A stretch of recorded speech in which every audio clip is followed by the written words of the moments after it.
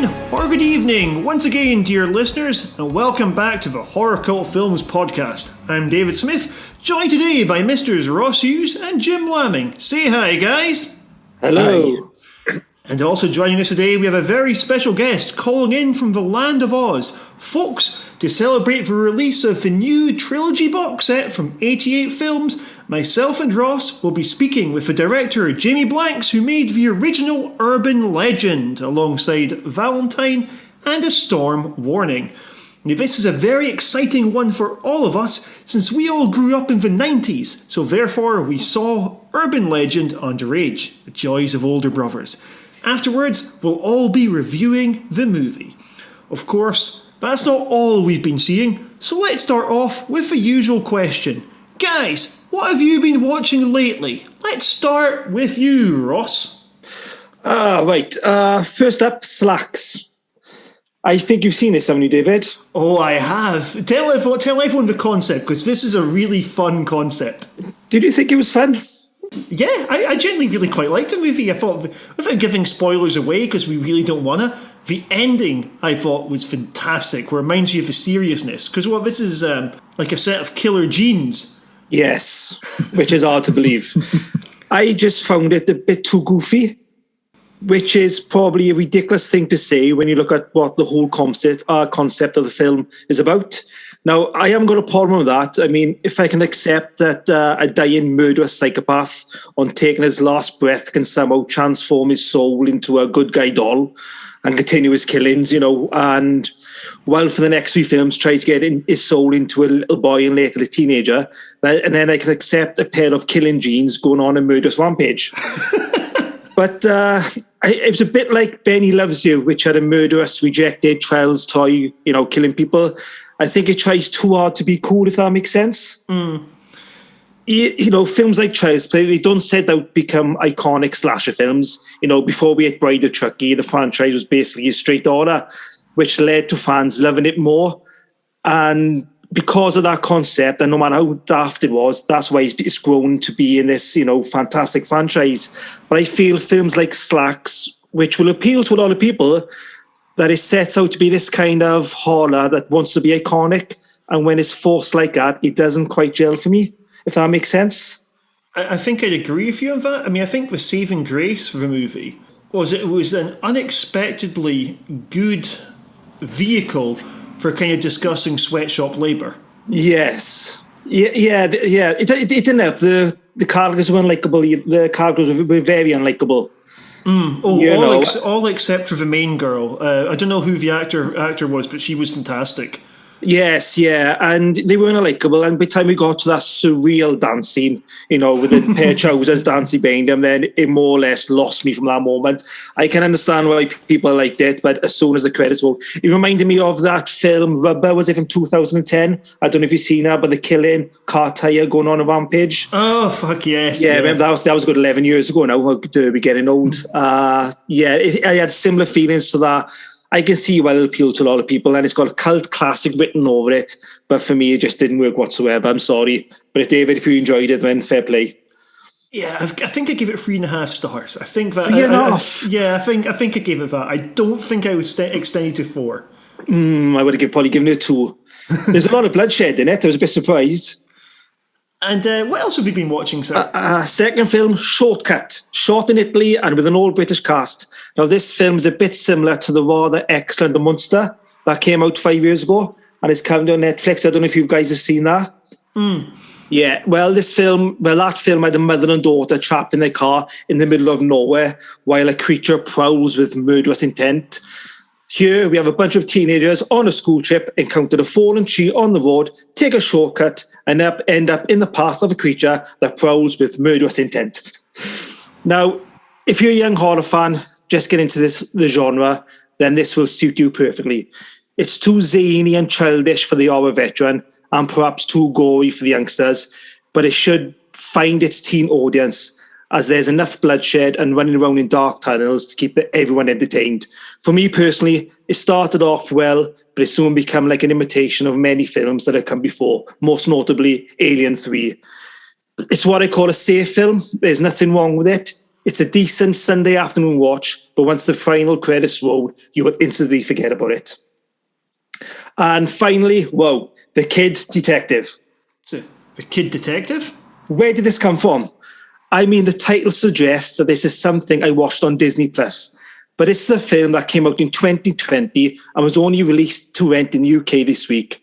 And wow, talk about an unexpected find, and kudos to first-time writer and director Eva Morgan, who was pulled off, I'm telling you guys, a staggering achievement.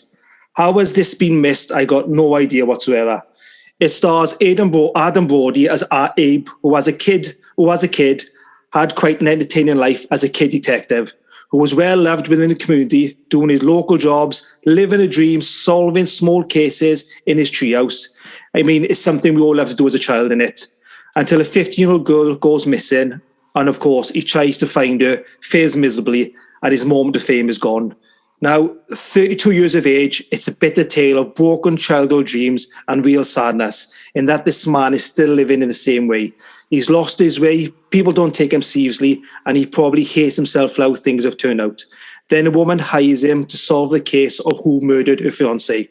I won't say any more, guys, but this is a wonderful breath of fresh air, and it'll probably be in my top 10 by the end of the year. It feels like an old-fashioned romp. Brody is absolutely sensational. It's addictive, dark, quite funny at times. I mean, I'm so glad I've seen it and I can mention it on here, because this needs to find an audience, and I'm sure this will become a cult classic when discovered. That sounds really, really bloody good, actually. It's like a gumshoe detective. There's a sadness. I can't explain what genre it was. Do you remember that film Brick? Have you guys seen that from 2000s, the early 2000s? I've not seen it, but I know the one you mean. Yeah, it's sort of similar to that, but it's not. I know that sounds like a stupid thing to say, but that's the closest I think you get to that feel, because Brick is a mini masterpiece. It's Ryan Johnson's noir one, yeah. This is just absolutely amazing, and it only came out on Monday to rent. And honestly, guys, you need to seek this out. It is, as I say, going to be in my top 10 films of the year. Cool. Yeah, I will absolutely watch this. Maybe I'll be talking about it next time on What Have You Been Watching? Let's hope so. And Jim, what have you been watching? Quite a lot recently. I feel like I've been playing catch up with a lot of films I should have seen. Mm-hmm. Quite a few. You know, a lot of horror fans would probably kick me to the dirt if I'd have told you I hadn't watched these already, including Suspiria and The Return of the Living Dead, the former being much better than the latter. Wait. These were first-time watches, yeah? Yeah. It's amazing, David, and it's absolutely amazing. I'm shocked that you hadn't seen I'm getting a glass of whiskey to calm down. This is the original Suspiria, yeah? Yeah. It was incredible. I mean, I'm glad I watched it when I did. I think if I'd have seen it when I was a bit younger, I'd have probably been like, what the hell is everyone on about? But, you know, watching it when I have done, I thought it was brilliant. Yeah, really good. And Return of the Living Dead was a fun zombie film as well, but not quite in the same league, is it?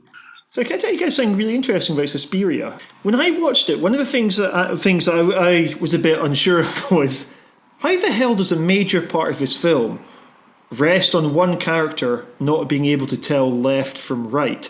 And apparently, the film was originally written for much younger girls to be in it. Like, it's going to be young children. Now, they didn't go in that direction, but they didn't change the script either, which is why they all speak and act in a very, very kiddie manner. Wow.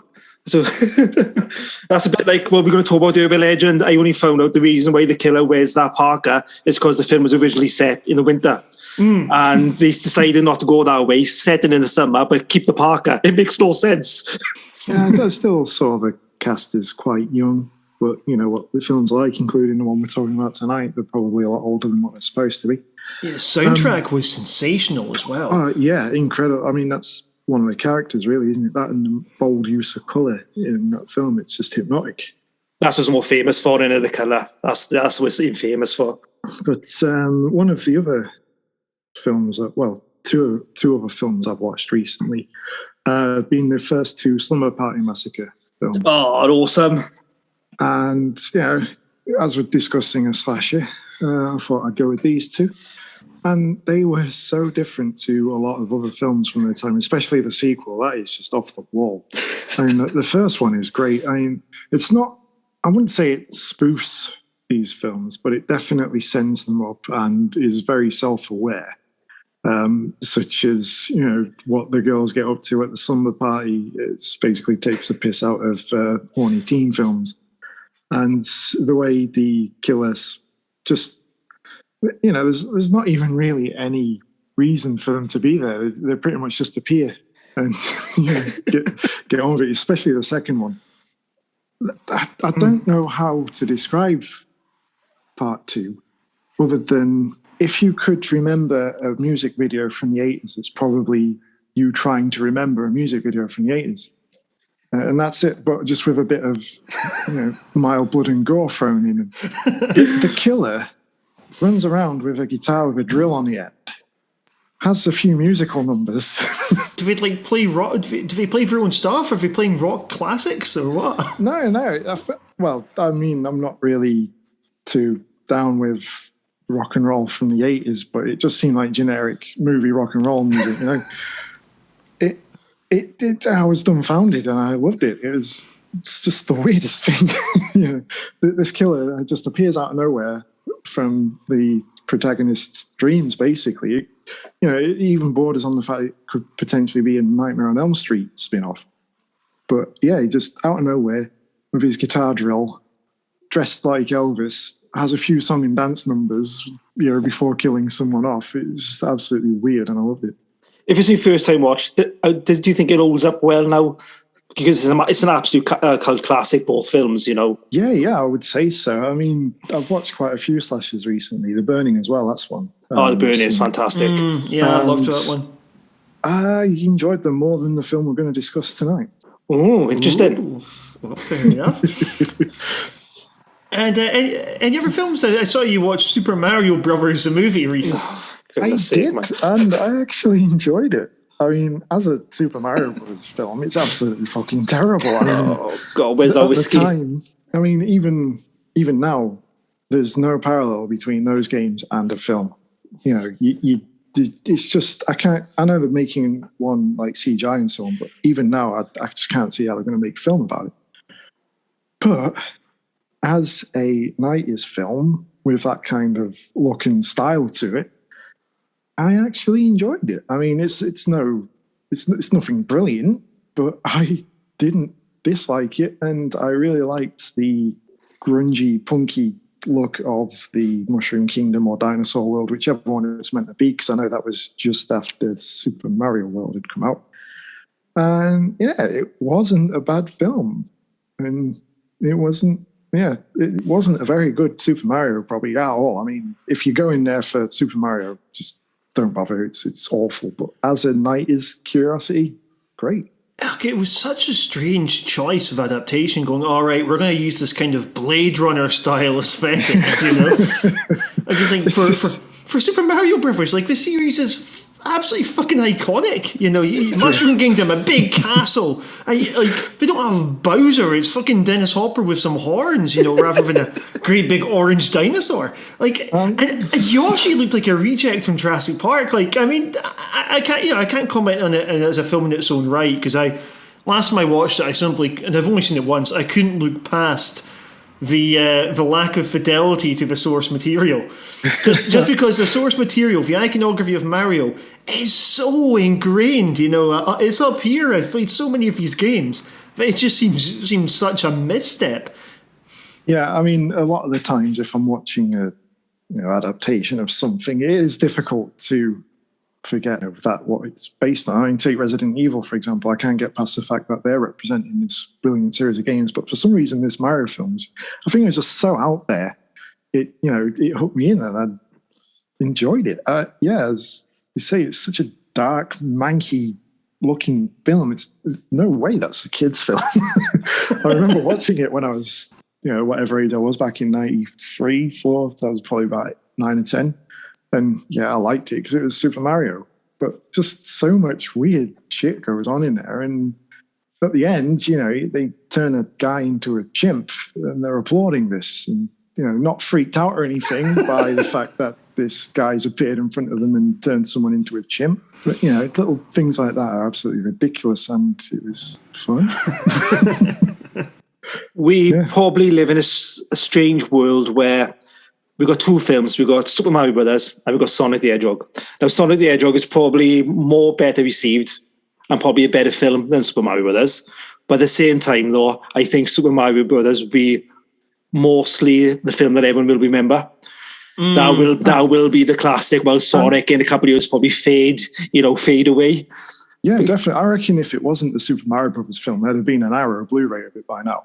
Yeah. Oh yeah, probably be one of those kind of so bad it's good sort of things, like Hell Comes to Frogtown or something, but for a lot less sex, thankfully, than Hell Comes to Frogtown.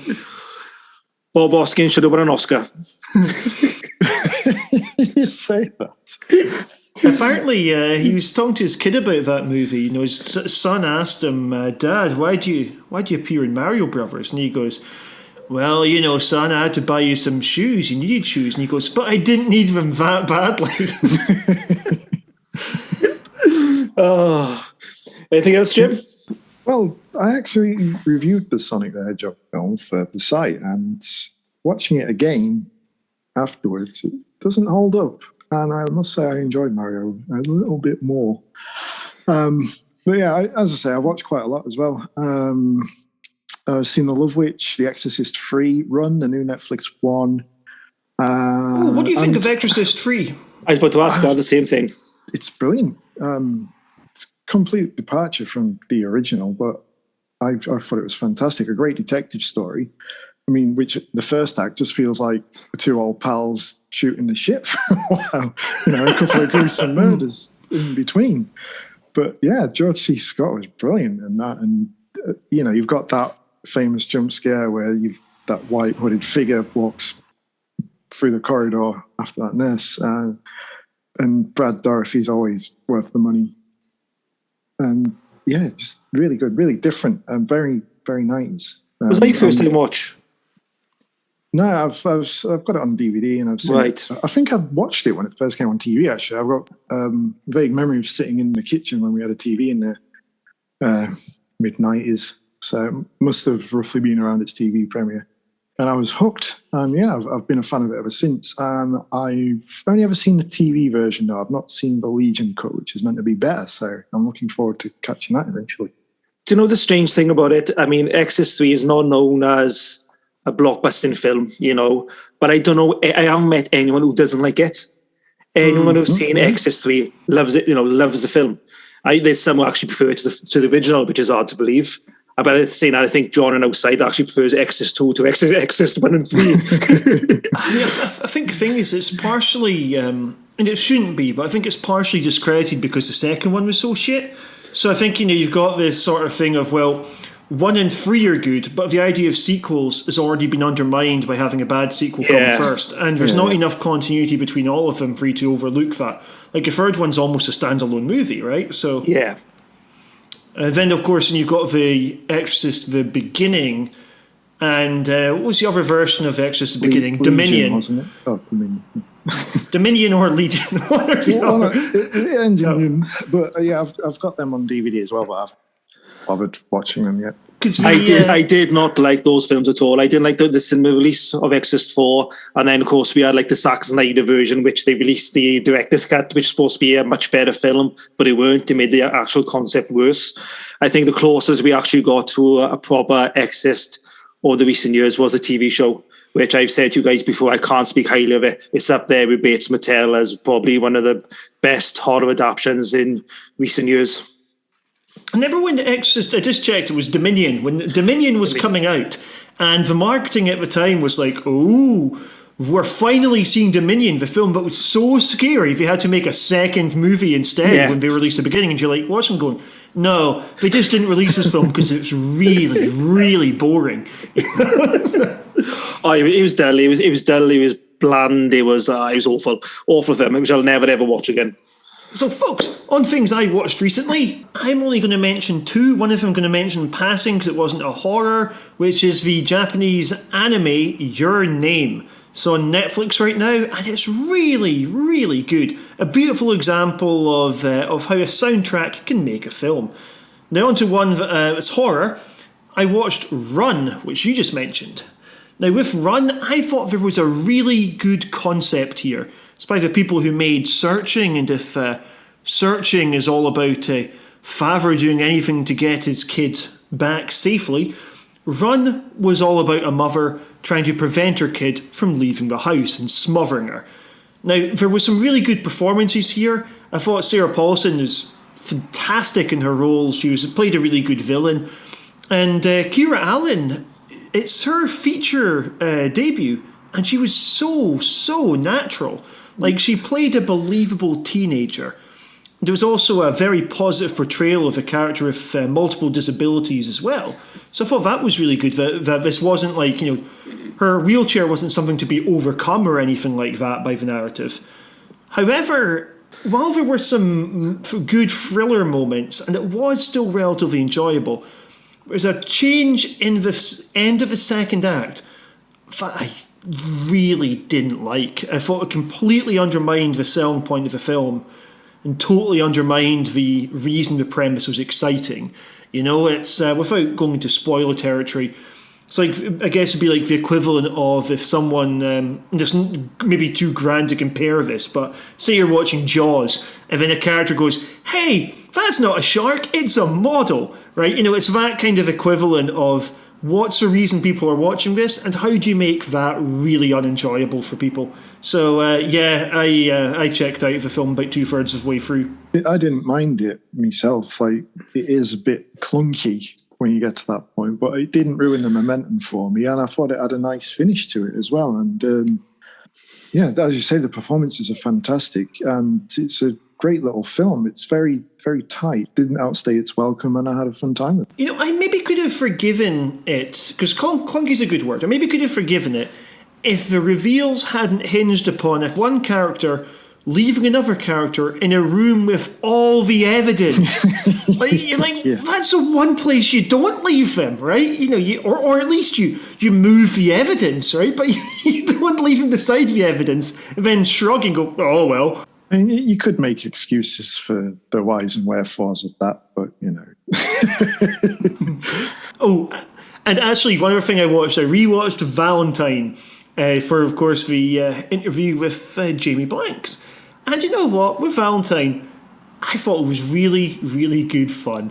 It's a shameless kind of slasher film. It's not doing anything that you haven't seen before, although there's quite a good kind of incel energy about the killer, so it's decades before its time.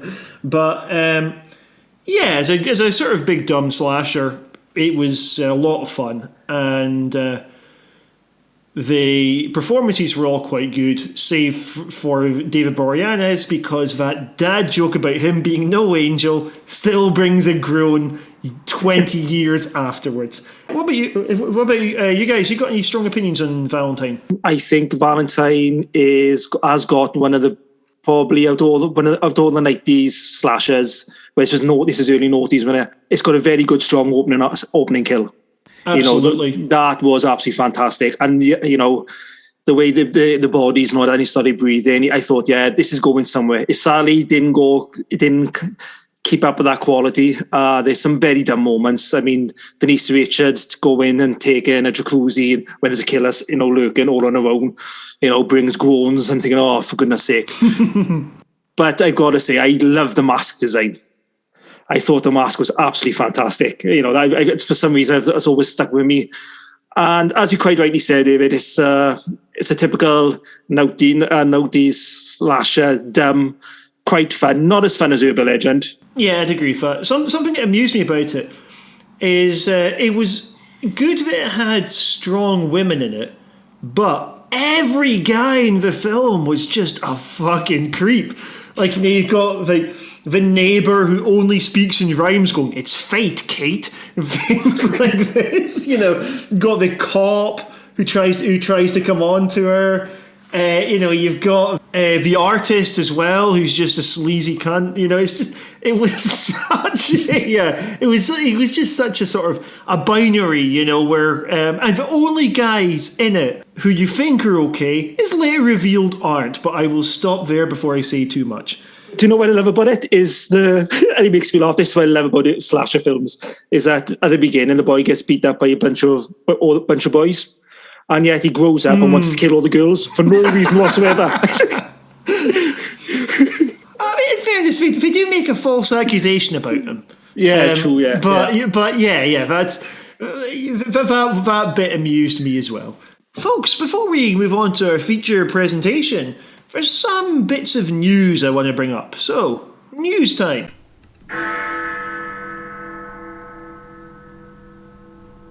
The Collector 3 has unfortunately been cancelled. Now, I was not expecting this film to come out. The Collector was yonks ago, the Collection, that was a long time ago as well. It kind of felt like there's not really a market for the Collector Part 3 any longer. So it's one of the big casualties. Either of you guys fans? You don't think I think there's a massive not a massive fan base, but there's a fan base there to warrant a third film. I absolutely adore the original, considering it was originally going to be a Saw prequel with the John Kramer character, but of course they changed it. I actually think The Collector is probably better than nearly most of the Saw sequels. The tension and everything, that the Josh Stewart character, in the position he's in. I love the scene when he actually escapes the house and looks back and sees a little girl in the window, and he's got to make that moral choice to go back and save her. I just think it's a fantastic film. The second one, the quality was a bit low. It was a typical sequel. They went bigger and more bloodier. That opening kill. Oh, yes. There's more kills than that than any Scream franchise, I think. And I'm so looking forward to the third film. And, I was shocked when they announced they were going to make it. Marcus Dunstan was returning, to direct the film, which was good news. I was just bitterly disappointed when this news filtered through on Monday. I agree with you that there could easily be a third one. I agree there's space for it. I mean, fuck if we've had like 10 Children of the Corn films. I could easily do another Collector film, but it's because it's 9 years after the most recent one. I thought it doesn't seem like a revival that I think is going to actually come out. But if it does in future, I would happily watch it. We waited 10 years for a new Jason film, so. Next up, the Chucky TV series. We've announced some new cast members. Alex Vincent is going to be coming back to it, so he was playing the part of Andy. And Christine Ellis McCarthy, who played Kyle in part 2, she's coming back for it as well. So basically, we're getting the original kids, and they are now adults. With the Chucky TV series, I do quite welcome it. I think the fact it's got the original cast makes it seem cool. And I like that Don Mancini is still attached to the franchise, right? This suggests that we are getting one vision that's continuous throughout the whole piece. And I think with Child's Play, we've also had 2 decent films in a row. But I gotta be honest, I am more enthusiastic about the idea of a sequel to the remake than I am the TV show. Because I absolutely loved that remake. It's such an unexpectedly good film. And the way that it builds up to this sort of high-tech bit with all the dolls coming out and all the vehicles taking control of themselves and so on, it made me think that it was coming towards a sequel that the filmmakers really wanted to make, and this was their proof of concept for way into it. So, I would gladly watch another Child's Play remake film. I totally disagree. The thing I love so much about the Child's Play franchise, if you look back in the 80s, and I'm talking about the icons from Freddy to Michael to Jason, Chucky's the only boogeyman left who's still got running on his original timeline. And the fact that he's still, Andy and Kyle actually showed up in The Curse of Chucky. Now, my main concern about this TV show, which actually sounds epic. I mean, it actually does. I mean, we've got 8 or 9 episodes of this, but I don't know what kind of tone it's going to be. I mean, before we went to Bride, obviously it was straight horror, but Bride then went more jokey, meta humor. C then took it a bit too far, and it's the one film which I still can't enjoy to this day. I love the fact that Curse brought it back to the original. So we had the original Chucky, running amok, and I thought Curse of Chucky was absolutely fantastic. But then Cult then was a bit too ambitious for me. So I don't know how this TV show, what kind of tone. Is he going to do straight horror, or is he going to go back to humour? So that's going to be interesting to see what happens and what develops. But as for the remake, David, we've had this conversation many times, away from the podcast. It's a decent film. They could have made that a film and not called it Child's Play. I stand by that. That could be a future episode of a head-to-head OG versus remake. For now, let's go to our feature presentation, where we spoke with Jamie Blanks about urban legend. Last week, we discussed folklore. Today, we get more specific. This is what we call an urban legend. Contemporary folklore passed on as a true story. Something you might have heard about seeing pop rocks and soda. Supposedly, your stomach and your intestines burst. Voila, still alive. Mr. Brooks, please. He's gonna explode! Somebody call 911!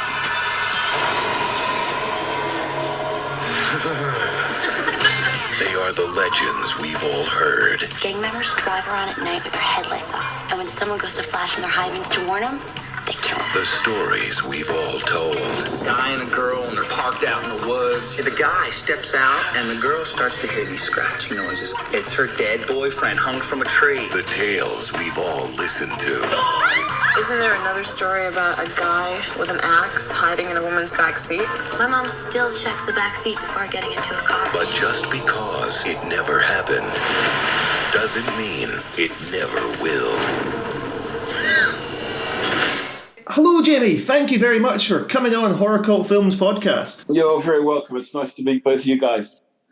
Cheers. So, 23 years later, how's it been revisiting Urban Legend for the upcoming box set? Oh, it was fun. Well, we actually, a couple of years back in 2018, we went back to the States to do a documentary for the Scream Factory edition, and that documentary is going to be included on the 88 box set.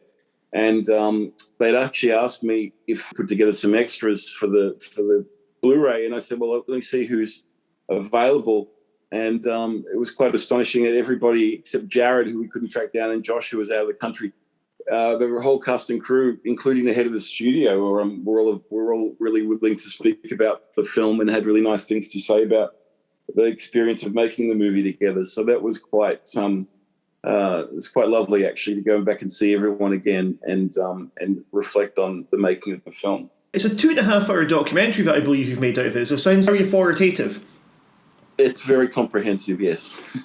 Urban Legend already existed as a script when you signed up, didn't it?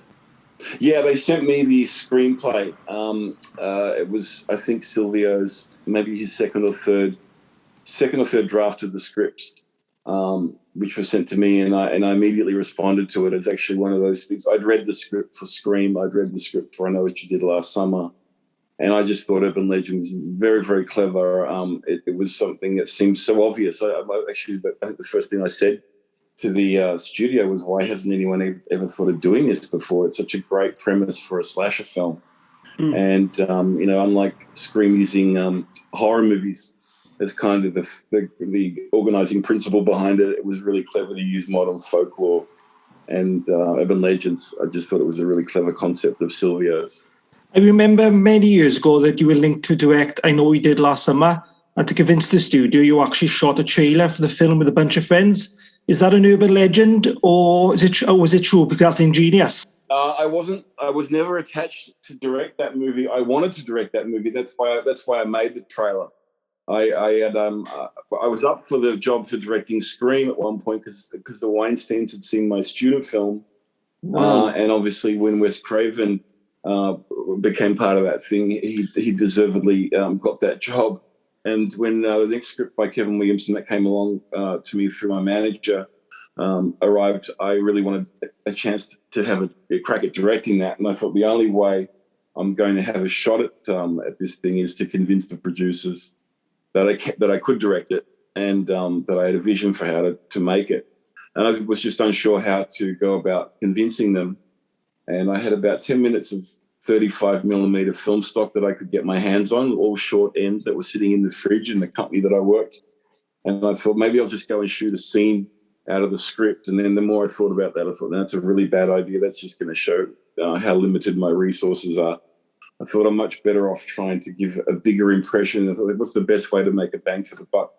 And then I just went through this. I was an editor at the time. I went through the script and just highlighted all the moments from the script that I thought if I was editing the trailer for this movie, these would be the shots that would make the trailer.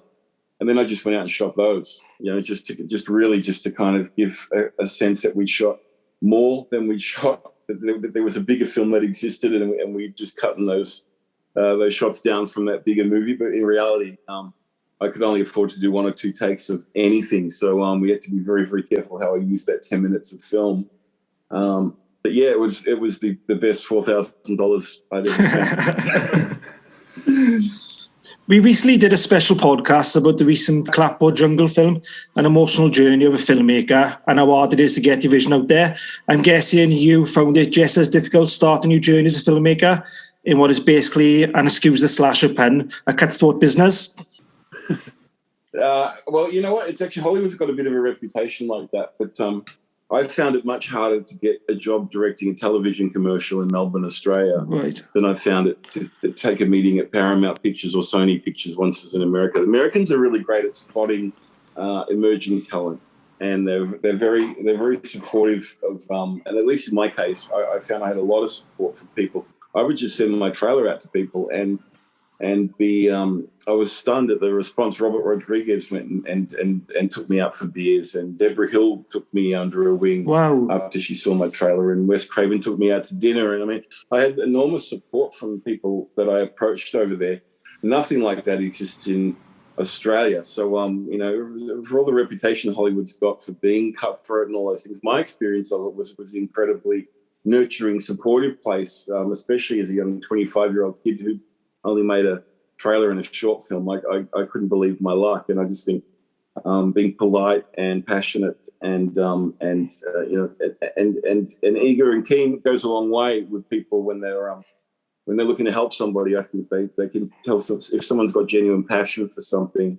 Americans are good at spotting and nurturing that. To be a young 20-year-old to meet people like Deborah Hill and Wes Craven must have been such an amazing experience for yourself. It was extraordinary. I'd grown up obsessed with movies. Like I was very young when I saw The Fog. I saw it on 16 millimeter at a local surf club, a movie night one night when I was very young, and it terrified me. And then by total chance, a couple of weeks later, or maybe a month later or something, I saw Halloween on television and was immediately recognized Jamie Lee Curtis, Deborah Hill's names, and Carpenter's name, and that film terrified me as well. So I'd sought these people out later on when I'd gone through film school. I sent my film out to all these people, and then when I had a manager, I asked him, is it possible you could try and maybe call some of these people and see if they'd be interested in taking a meeting with me? And these people did. They were wonderful, and I was somewhat in awe of I remember the first time I was driving out to see Deborah Hill. I was very, very nervous, but she couldn't have been sweeter, couldn't have been kinder, and yeah, it was really quite extraordinary. I certainly was very grateful and very appreciative of the time that those people gave me. And to have her turn up at the premiere of the movie was extraordinary. It really was one of the proudest moments of my life. I assume it was really nerve-wracking being that young, and then your feature debut is a relatively big budget slasher film with a hell of a cast as well. Yeah, well, we Jared Leto was the one actor that kind of came with the project. The studio was very keen to work with Jared. I wasn't actually that aware of who Jared was or what his work was. But once I met with him, I was very, very glad to have him in the film. He's a hell of an actor. And then the rest of the cast, I was able to select all of those. My casting director put together an amazing list of people that came through to read for roles in that movie. A lot of faces I'd never seen before, and a lot of faces that I knew really, really well. And really, we could have cast that movie with completely different casts and still had an amazing sort of quality of caliber of actor that was in the film. So it was really quite mind-blowing to me to have, to get to work with these people. Well, I mean, just even having them come in to audition for me was just extraordinary. And I was just so grateful to all of them for taking the time to do that. And really, I wish there were so many more roles, because there were so many more actors I would have loved to have in that film. But we cast some really great people, people like Michael Rosenbaum. I'd never seen him before, but he came in and claimed that role in the audition process. Really extraordinary actor. And Danielle Harris, I obviously knew really well from Halloween. I was very keen to get her in there. It was really fun. Brad Dourif was the first person that popped into my head when I read the script to play that role, and to get him was extraordinary. And then Robin Englund, playing he came into audition. I said, Robbie, you don't have to read for me. You got the role.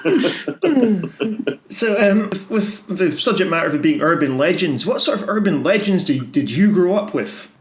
Oh, I'd heard all of them. Obviously the ones that had been turned into movies, like the John Sayles script, Louis Teague's movie Alligator was a famous one. The alligators in the sewers, the babysitter and the man upstairs. I'd heard the killer in the back seat. I'd heard the dog in the microwave with the pop rocks and the soda. So yeah, it was. They were all very familiar to me. Something I like about the film is the pitch black sense of humour, which give it an edge. Could you tell me about the importance of comedy for something like this? I think comedy and horror go together very, very well. I think you need to get an audience ramped up and to get them terrified. You need to give them a release from that tension. Otherwise, it becomes so grim and bleak. Something like Seven has very, very little humor in it. And while it's a great film, not exactly a popcorn movie you want to take a date to necessarily. So I always found it's fun to have we had a bit of fun with some meta humor, where we would have Josh Jackson's theme song come on the radio, or we'd have references to Rebecca Gayheart being in Not Seeing the Girl. And then, other times it was quite funny. Like, I think things like this are funny, where Alicia, is basically responsible for hanging Damon by starting the car.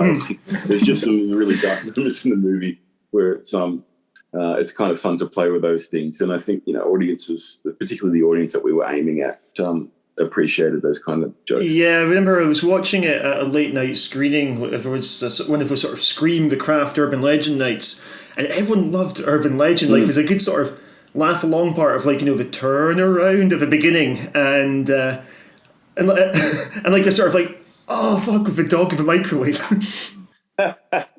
Yeah, Silvio built that stuff into the script. The Bonnie Tyler song was in the screenplay, so we took great delight in trying to find little ways to mix the comedy and the horror, to make sure that the comedy didn't ever detract from the scares, but also I didn't want to make such a bleak, scary movie that it wasn't going to be a good time. I wanted Urban Legend to be a fun time at the movie. It absolutely was. I mean, something I saw at the time was that in the review, Roger Ebert was saying about Urban Legend that it wasn't art, was his phrase, which I thought was kind of doing something of a disservice to the kind of craftsmanship that comes into doing these sorts of good scares, and goes into the pacing and that sort of thing. Look, a comment that could only be born out of pure ignorance. My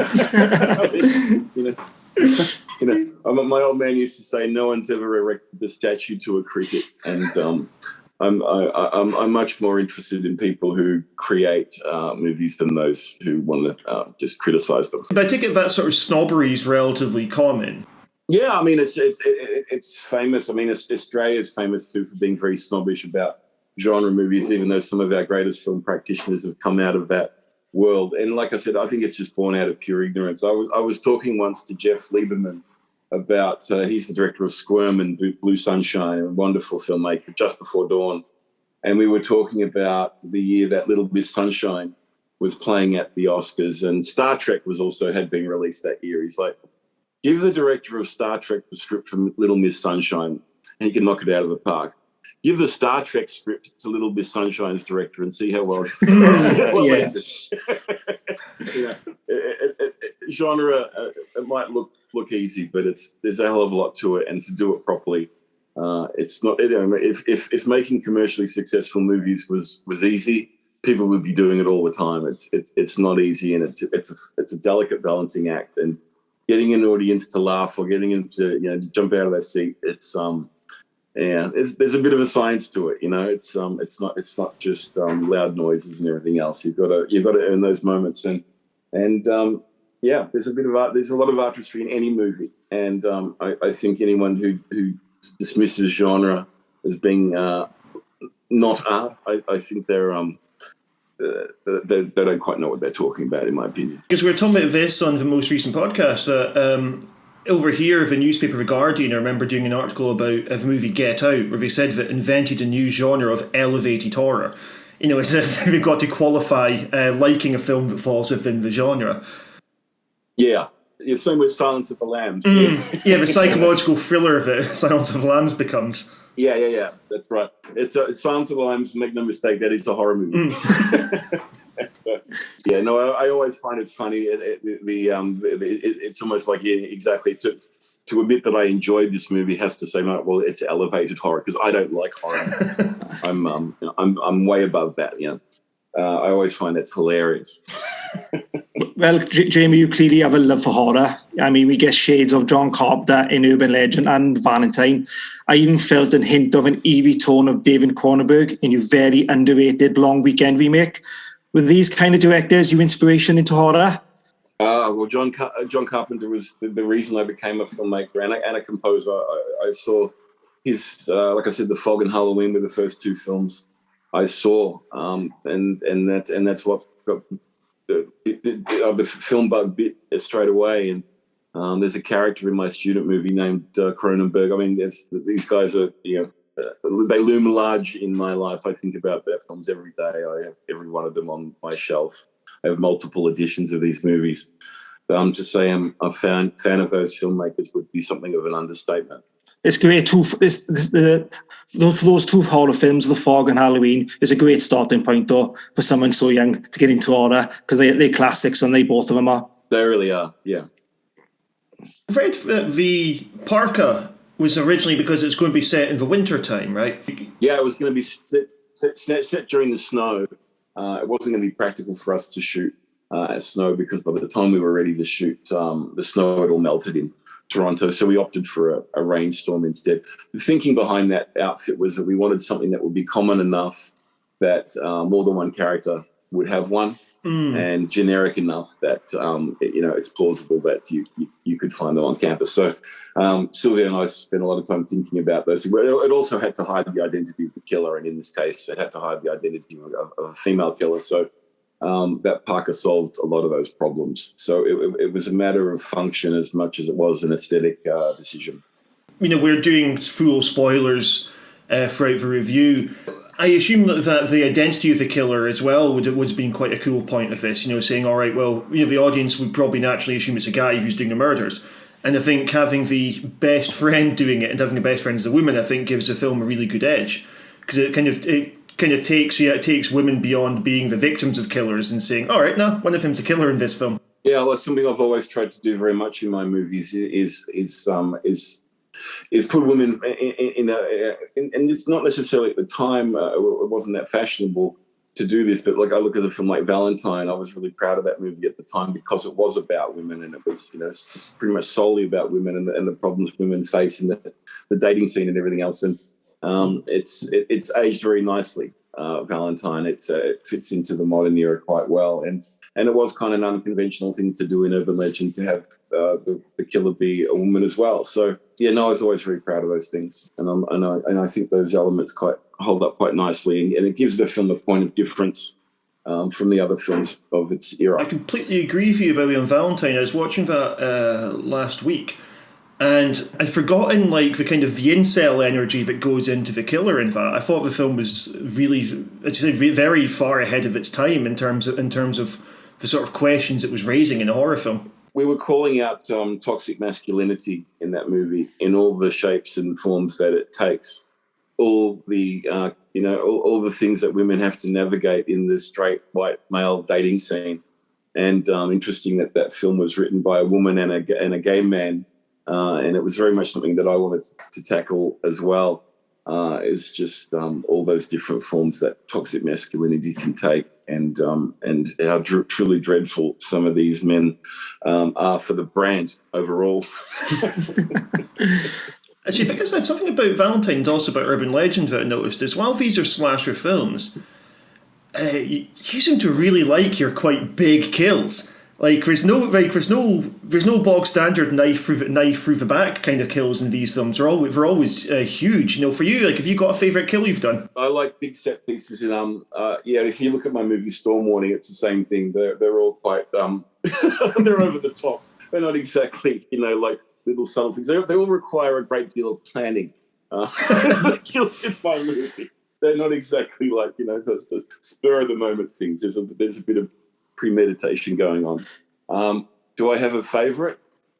I don't know that I have a favourite one. Maybe there's a couple in Storm Warning that I think are probably some of the most elaborate ones that I've done.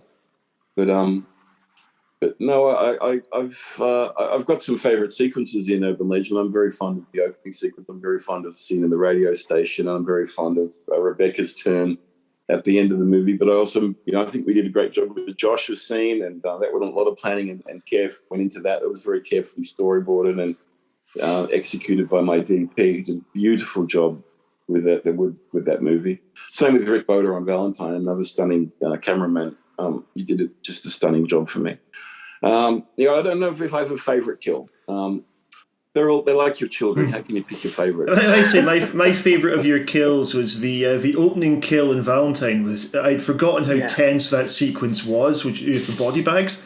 I was watching it like, oh shit, I started feeling on edge, which doesn't really come with slasher films very often for me. It's pretty nasty.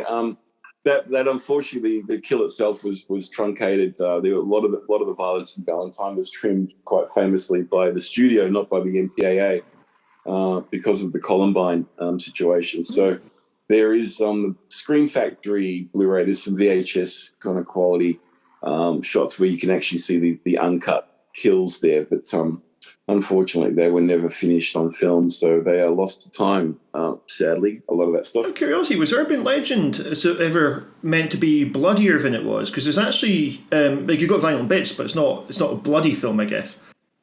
No, I never wanted Urban Legend to be bloody. It was a function of the kind of audience we were going for. It's also the studio that it was being done for. That Phoenix Pictures are known for prestige quality movies. They're not like a Blumhouse or a studio that specializes, like a New Line that specializes in horror movies.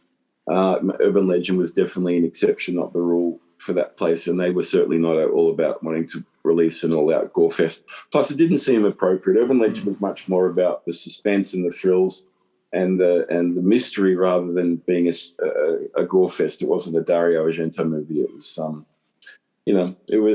was it was a teen slasher, and I didn't think it was appropriate for it to be particularly violent. I think it would have been off-putting. I think that's a really interesting point, actually, because I guess like thinking about say the nastiest bit of it's probably the dog of the microwave. I say that as someone who's got some Westies in my life, so it's like and at the same time, like there's almost a sort of thrill to it if you don't see too much, or then I guess it would seem a bit more because if there's a bit of a mean-spirited sense of humour that runs all the way through the film, but I guess it's like there's always a line for that, right?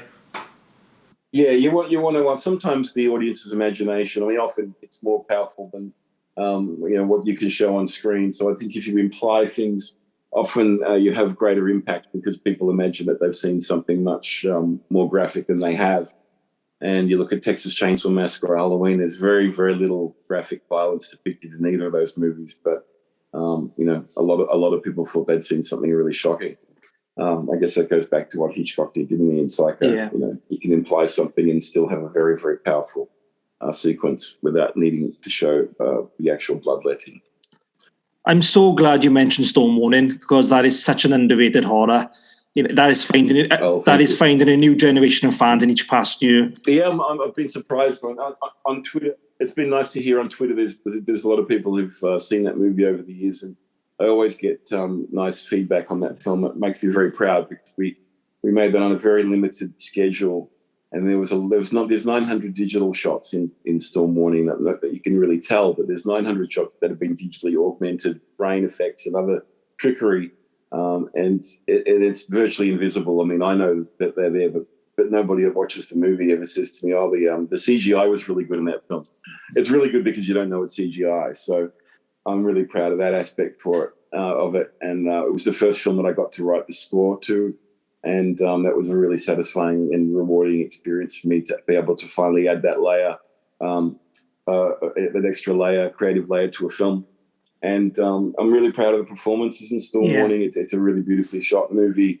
And, I got to work with one of my heroes, Everett DeRoche, who wrote so many Australian genre films, classic Australian genre films in the 70s and 80s. So to get to do 2 films with him was a real treat. It gets labelled a slasher film, but I classify it as more like a 70s revenge film. Oh, yeah, it's definitely a 70s revenge survival film. It's got more in line with Straw Dogs than it does. Exactly, that's the impression I had when I first watched it, and I was really blown away. So I think it's a fantastic film and a wonderful achievement. Oh, thank you very much. I'm really pleased you guys enjoyed Storm Warning. And you said that was the first time you'd done a score for one of your feature films. Music's always been a big part of your life, right? It really has. I'm self-taught on the piano, and it's funny, the first 2 things I learned to play on the piano was John Carpenter's music to The Fog and Halloween, unsurprisingly. I was a little bit obsessed with those films. So, and I always thought it was wonderful that the director could also have that kind of level of creative expression on his movies, and I always enjoyed his music. It's minimal, but so memorable, and he's a hugely influential filmmaker, but I also think his music over the years has become more and more influential. You hear so many scores now, harken back to those Carpenter Howarth scores. They're hugely influential in even electronic music and stuff as well. So he was a bit of a pioneer on several fronts, Mr. Carpenter. He's a very, very talented man that I admire very much. And how was it scoring your first film? Because I remember when I was watching Valentine, the score of that really stuck out to me. So it was obviously you've worked with other composers, and so when it came to doing your own score for Storm Warning, what's that like? Sort of looking at your own sequences and then compiling a sound for them. I really enjoyed that. I was actually planning on scoring Valentine, but just the post-production schedule didn't make it possible. And my editor, Steve Merkovich, had worked with John Carpenter on Prince of Darkness and Big Trouble in Little China. And he said, "Look, Jamie, if you go off and become the composer on this movie, we're going to gain a composer and we're going to lose the director." So he actually had a good point on that one. I thought, I'll wait till I have a post schedule that allows for me to do it. So Storm Warning allowed that to happen. Like I said, there's 900 or so digital effect shots in Storm Warning, which took a long time to accomplish. That was really done by one guy. So that happened over the course. It took probably about 6 months or more to do the visual effects for Storm Warning. So I had a lot of time to work on the edit, but also a lot of time to work on the score. So I actually scored Storm Warning from beginning to end about 3 times before I finally settled on the score that's in the movie. And I experimented with lots of different sounds. I experimented with different kind of styles of different ways of approaching the score, and it ended up settling on that the score that you hear, sort of minimalist approach where I used synthesized elements, but also lots of sampled strings and strange sounds, and an ethnic flute that I had sampled by a friend of mine that I was able to play on the keyboard and just use that as a sort of signature sound throughout the film. So I really enjoyed the experience, and it was something that I've been wanting to do for a long time. I've been writing music for commercials and short films, documentaries and things, but that was the first time I'd actually got to write a full score to one of my films. So, I enjoyed it so much. I plan to continue doing that in my future projects. When you're shooting a film that you know you're going to be scoring, did you have a kind of a soundscape in your head based upon the script? Yes. Yeah, no, I definitely have sounds in my head as I'm reading the script. I have sounds even when I'm making the film. I get back at the end of a shoot day and just sit down by the keyboard and start figuring things out. And then sometimes we would watch rushes on long weekend, and I would just have the keyboards in the same room, and I would just sort of play along at the rushes just to try and get a sense of what the score should be like. So yeah, I'm always thinking very musically. Even when I was working with the other composers, I was listening to a lot of Christopher Young's music during Urban Legends, just his different scores, because I knew he was a composer I wanted to go out and approach. So, yes, I'm always thinking musically. I think sound is, you know, we talk about film as a visual medium, but it's also an audio medium. It's a 50-50 experience. I mean, if you turn the sound off and watch a movie without the audio, it has far less impact than if you turn the vision off and listen to the sound mix. So, especially in genre films, sound is a hugely important component of filmmaking, and it's even something at film school that I was always drawn to. Is I would write music for all the other kids' films, and I'd work on sound and a lot of other people's movies. I was always just really fascinated by that side of it, and I still am. You could classify Halloween as that kind of film with the music. The music just adds to the eerie, scary tone. Same as The Fog, really. The Fog, the found soundtrack is so underrated. Yeah, I mean, Carpenter said famously many times that he screened those movies for people without the music, and they just weren't scary. As soon as he added the music to it, it just became a whole different reaction. Yeah. Or something like Texas Chainsaw Massacre, with the soundtrack did such a good job of sort of selling the atmosphere of the place, you know? Yeah, that's a musical masterpiece. That hardly ever talk about the soundtrack of Texas Chainsaw Massacre, but that is just some crazy fucking genius level sound design that really is unsurpassed. I think that's a truly remarkable score that doesn't get enough credit. On that point about atmosphere, something I've liked about Storm Warning, Valentine, and Urban Legend is just the sort of sense of location that you get out of this. You know, how well you're able to conjure up these sort of dark, stormy nights. And I guess with Urban Legend, you used University of Toronto, I believe. Like, did you have a lot of different locations that you looked at, or did that one just come to you quite quickly? That one was kind of obvious to shoot there because we were based in Toronto specifically for that location. If you've ever been there, though, it's right in the middle of downtown. So the university in Urban Legend is set out in the woods. So that Pendleton University is actually played by two different campuses. Huh. We used the University of Toronto predominantly, and then we flew up to northern Canada to do some aerial shots of a different campus that you see at one point in the movie, and they tie together pretty well.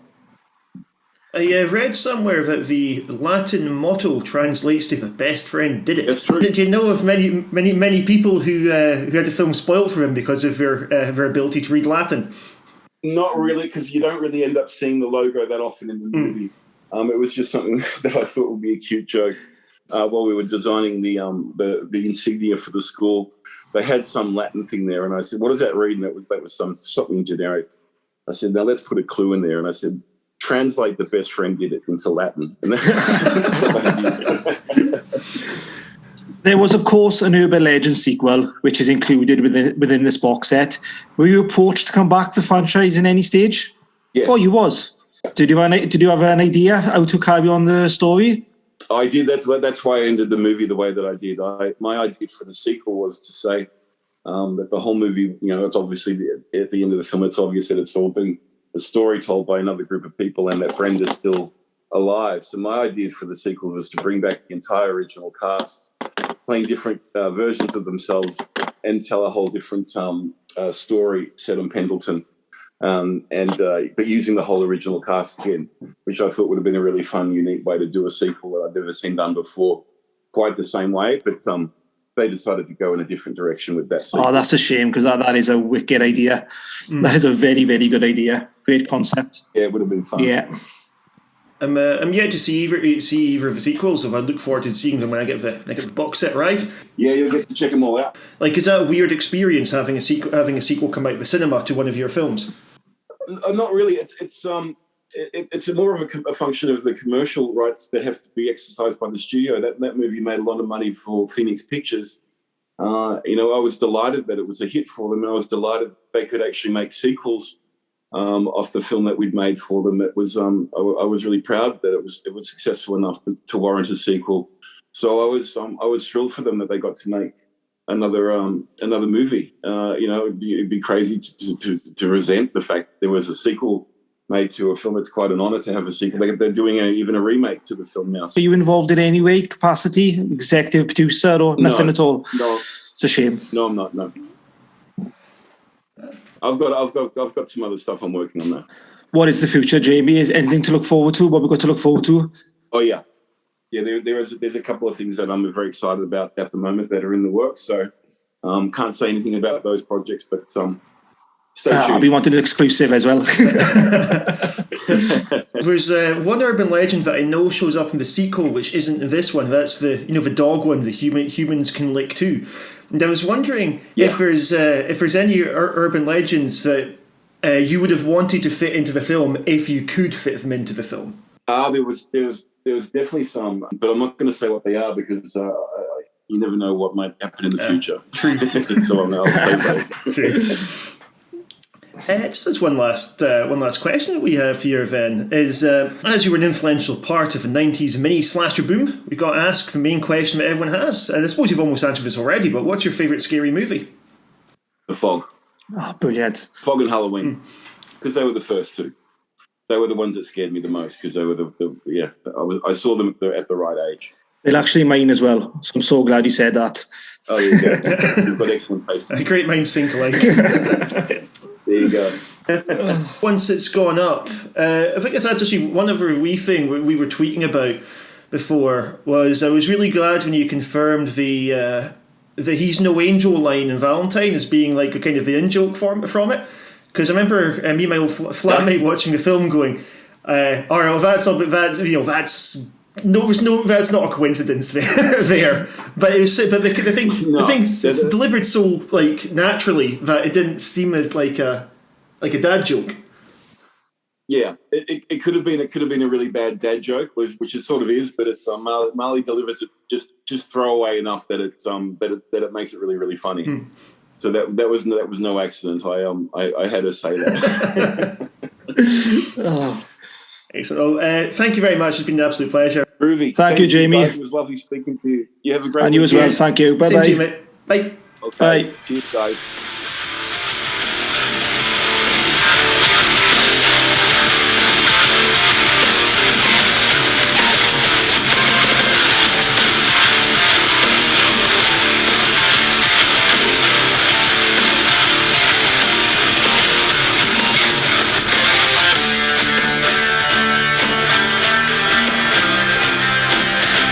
Welcome back, everybody. Well, that was great fun speaking to Jamie Blanks, and now let's talk about the film itself. Personally, I really enjoyed it. When I was growing up, one of my mates had the Urban Legend poster on his wall, and it always just looked a bit darker, a bit scarier than Scream did. And whilst it's not as good a film as Scream, at the same time, it does have this kind of edge to it. There's a sort of delicious dark humour that runs through the entire thing. It's so kind of gleefully mean-spirited that I think it takes an identity of its own. Like, it has got the kind of modern teen angle of Scream, or then modern angle. But then it's also a tribute to films like Sorority Row, The Burning, or Slaughter High, where you have these kind of pranks that go wrong. You have these kind of much less likeable characters doing bad things to each other. Yeah, I think going back to being around 16 when I first watched it, I know it was when it first was shown on Sky Movies over here. So probably around 99, 2000. It was cracking. I mean, didn't see too many slashers up until Scream came along, and this was obviously trying to cash in on that. You've got the postmodern, self-aware slasher aspect of it. And 16-year-old me loved it. I can't remember how many times I watched it. Every time it was on and I would. Fast forward a depressing amount of years, and it's fine. I still enjoyed it for what it was, but it just didn't have the impact that it did on me back then. I think this is definitely one for the younger slasher fan. Maybe could even be a gateway to the subgenre. But yeah, watching it, 15 years later, it was still entertaining, but nowhere near as fun as I enjoyed it as a youngin'. Right, two things for me. First of all, David, thank you. The fantastic intro at the beginning by knocking 15 years off my age, because I'm saying I watched this when I was underage. But, I will be picking the many flaws of Urban Legend, but that does not mean I have hatred for this film. My second favourite slash film of all time is Jason Lives, the 6th entry of Friday the 13th, a movie in which Jason gets struck by lightning and makes him rise like a Frankenstein from the grave for no apparent reason. And that's just the first of many laughable scenes that I can think of. But I will defend Jason Lives to the hilt. And while Urban Legend is not quite up there in terms of my love for it, it still shares the same daft themes that makes me so happy to be here tonight to talk about it. Now, let me think back. I think I was first in the queue on opening night. I mean, we had already been treated to many slasher films before his release. And I was there in 1988, standing there with my popcorn. And I always remember the Empire magazine. Now, back then, there was no Facebook. There was no real interest in the internet. There was no massive film website which you can look back on. I mean, the word podcast would sound like something from the Alien franchise. And most fans, especially in the UK, got their film reviews either from Empire or The Legend. That was Barry Norman, who sadly died, of course, and he had his BBC flagship show on BBC One. And I remember picking up the Emma magazine, and I think, Jim, you've done this in the past, haven't you? The first thing you do is check the spine on the cover and read the quote from the film, see if you can guess it. Yeah. Everyone does that. And then you flip over to the middle section and to read the reviews. And I remember being so pissed off that they had given Urban Legend a small review, and they only given it 1 star. And that always stuck with me. And I remember even the image, it was of Tara Reid's character screaming as the kid looked down on her, all set to swing the axe. And I remember they also mocked Rob England, who was a horror icon. And no matter what, from that moment and from reading that review, I was going to enjoy this film. 1 star is a bit harsh. I mean, even as an adult, I, still enjoyed it a bit more than that. Well, I understand if you're not a huge fan of killers wearing masks, or in this case, a parka, and their main ambition is to raise a massive body count, then I totally appreciate why you would have issues with what is on offer here. But, watching Urban Legend way back in the 90s, I absolutely loved it. Watching it now, it gives off such a nostalgic trip for me. It's not the best slash film. It's miles down in the quality of films that was released, in that period. But its flaws make it so fun. And, I probably get more enjoyment rewatching this than I would with the many slasher films that get released these days. It's funny you should mention the nostalgia aspect of it. You've got the opening, haven't you, and it's pissing it down with rain. That was washing right over me. It just took me back to when I watched it, which, thinking about it, was over 20 years ago now. It really did have a weird kind of rose-tinted nostalgic aspect to it. If you approach a film as a black comedy as much as a slasher, I think it's better. All the kills are so extra. It's a slasher film, but there's not really any clean-cut slashing going on. This is people getting hung. This is dogs being put in microwaves. This is someone getting choked to death and their flatmate thinks they're having sex, right? As with Valentine, I think what Blank shows here is that he might be working with a slasher template, but this is sort of, and this goes into the premise as well, it's almost like a how-done-it as much as a who-done-it. You're just waiting for something really silly to happen. And for me, I thought that was brilliant. I like that we're going to a character saying, I'm going to steal your kidney by the end. The basic premise of using these kind of scary stories that people grow up on is like, here's the killer's modus operandi. I thought that was amazing. It just keeps the audience kind of guessing about, what's going to happen next? What are they going to riff on? And there's just something quite rewarding about how Scream was saying, all right, these are people who've watched horror films and that's a meta angle. Well, this is people who grew up with the same stories as the audience did, and that becomes the meta angle. So I just thought the whole thing was really clever. I fucking love it. Yeah, it is a very neat premise. I do enjoy the fact that it's based on scary stories your friends would tell you on the playground, that sort of thing. And again, going back to when I was younger watching it, part of you is like, well, could that actually really happen though? Like when is it the popping candy and the can of pop? I remember crapping myself watching that the first time. So, oh my God, that could actually happen. Obviously, Do you know what I love about that scene is that Robert Englund is more scary in that film than he is as Freddy Krueger, because you got a student collapsing in front of him, foaming by the mouth, and he just stands there. No one helps him. I loved how much that student stuck to the premise of the joke. You know, like they're throwing themselves down the stairs. You're going, that's commitment. I mean, it always kind of annoys me when you're watching college or university lectures in horror movies, because you always have the thematically linked lecture. You always have this really interactive style where everyone's coming off with like wise guy quips, and then you've got the lecturer who's just totally okay with all this, and if anything is written to be cool.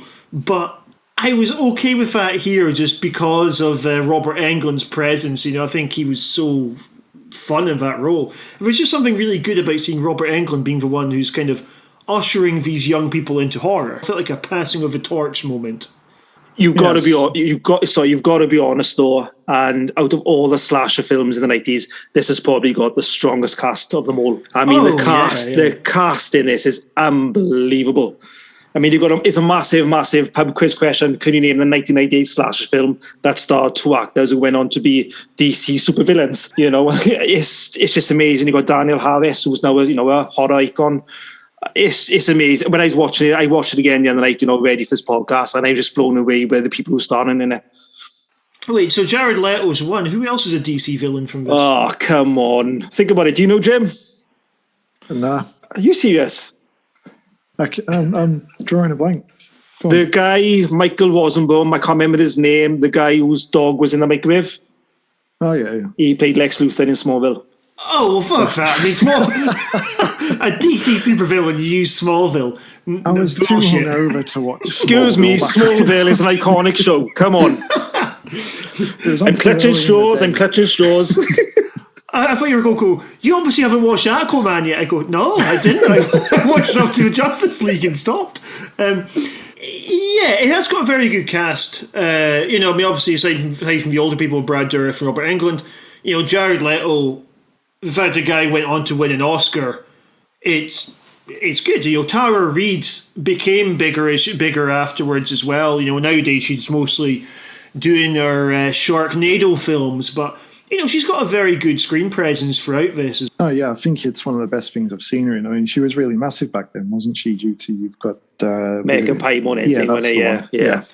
Right, your teen sex comedies and all those. I remember seeing her then in like a slew of crappy made-for-TV films and stuff. And, back then it was quite a surprise because she was always on magazine covers and all that sort of thing, which, but there you go. And Joshua Jackson, he would have been a massive name back then because of, you've got the Dawson's Creek gag in there.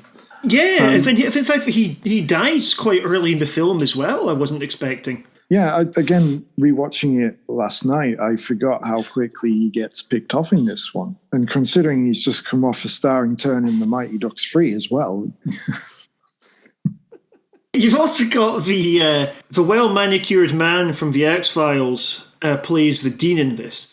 Oh, yes. The Dean was one of my favourite characters. Just so evil. He was brilliant. Like this idea of a conspiracy that's been put up in place to disguise a murder taking place on campus. My favourite bit of the film, because it's the most what the fuck moment, is when Jared Leto's character says, I tried calling the police, but the Dean had already called the police and told him that they'd be getting prank phone calls. It's like, wait, how the fuck is the Dean able to order the police not to visit campus? He has no authority to do this. And more importantly, if someone says, by the way, if people report a murder, don't listen to them, right? You would just arrest that person. Like, I mean, he went out in a brilliant way. In a way, he gets run over by his own car, his head going straight onto a spike. Another great death.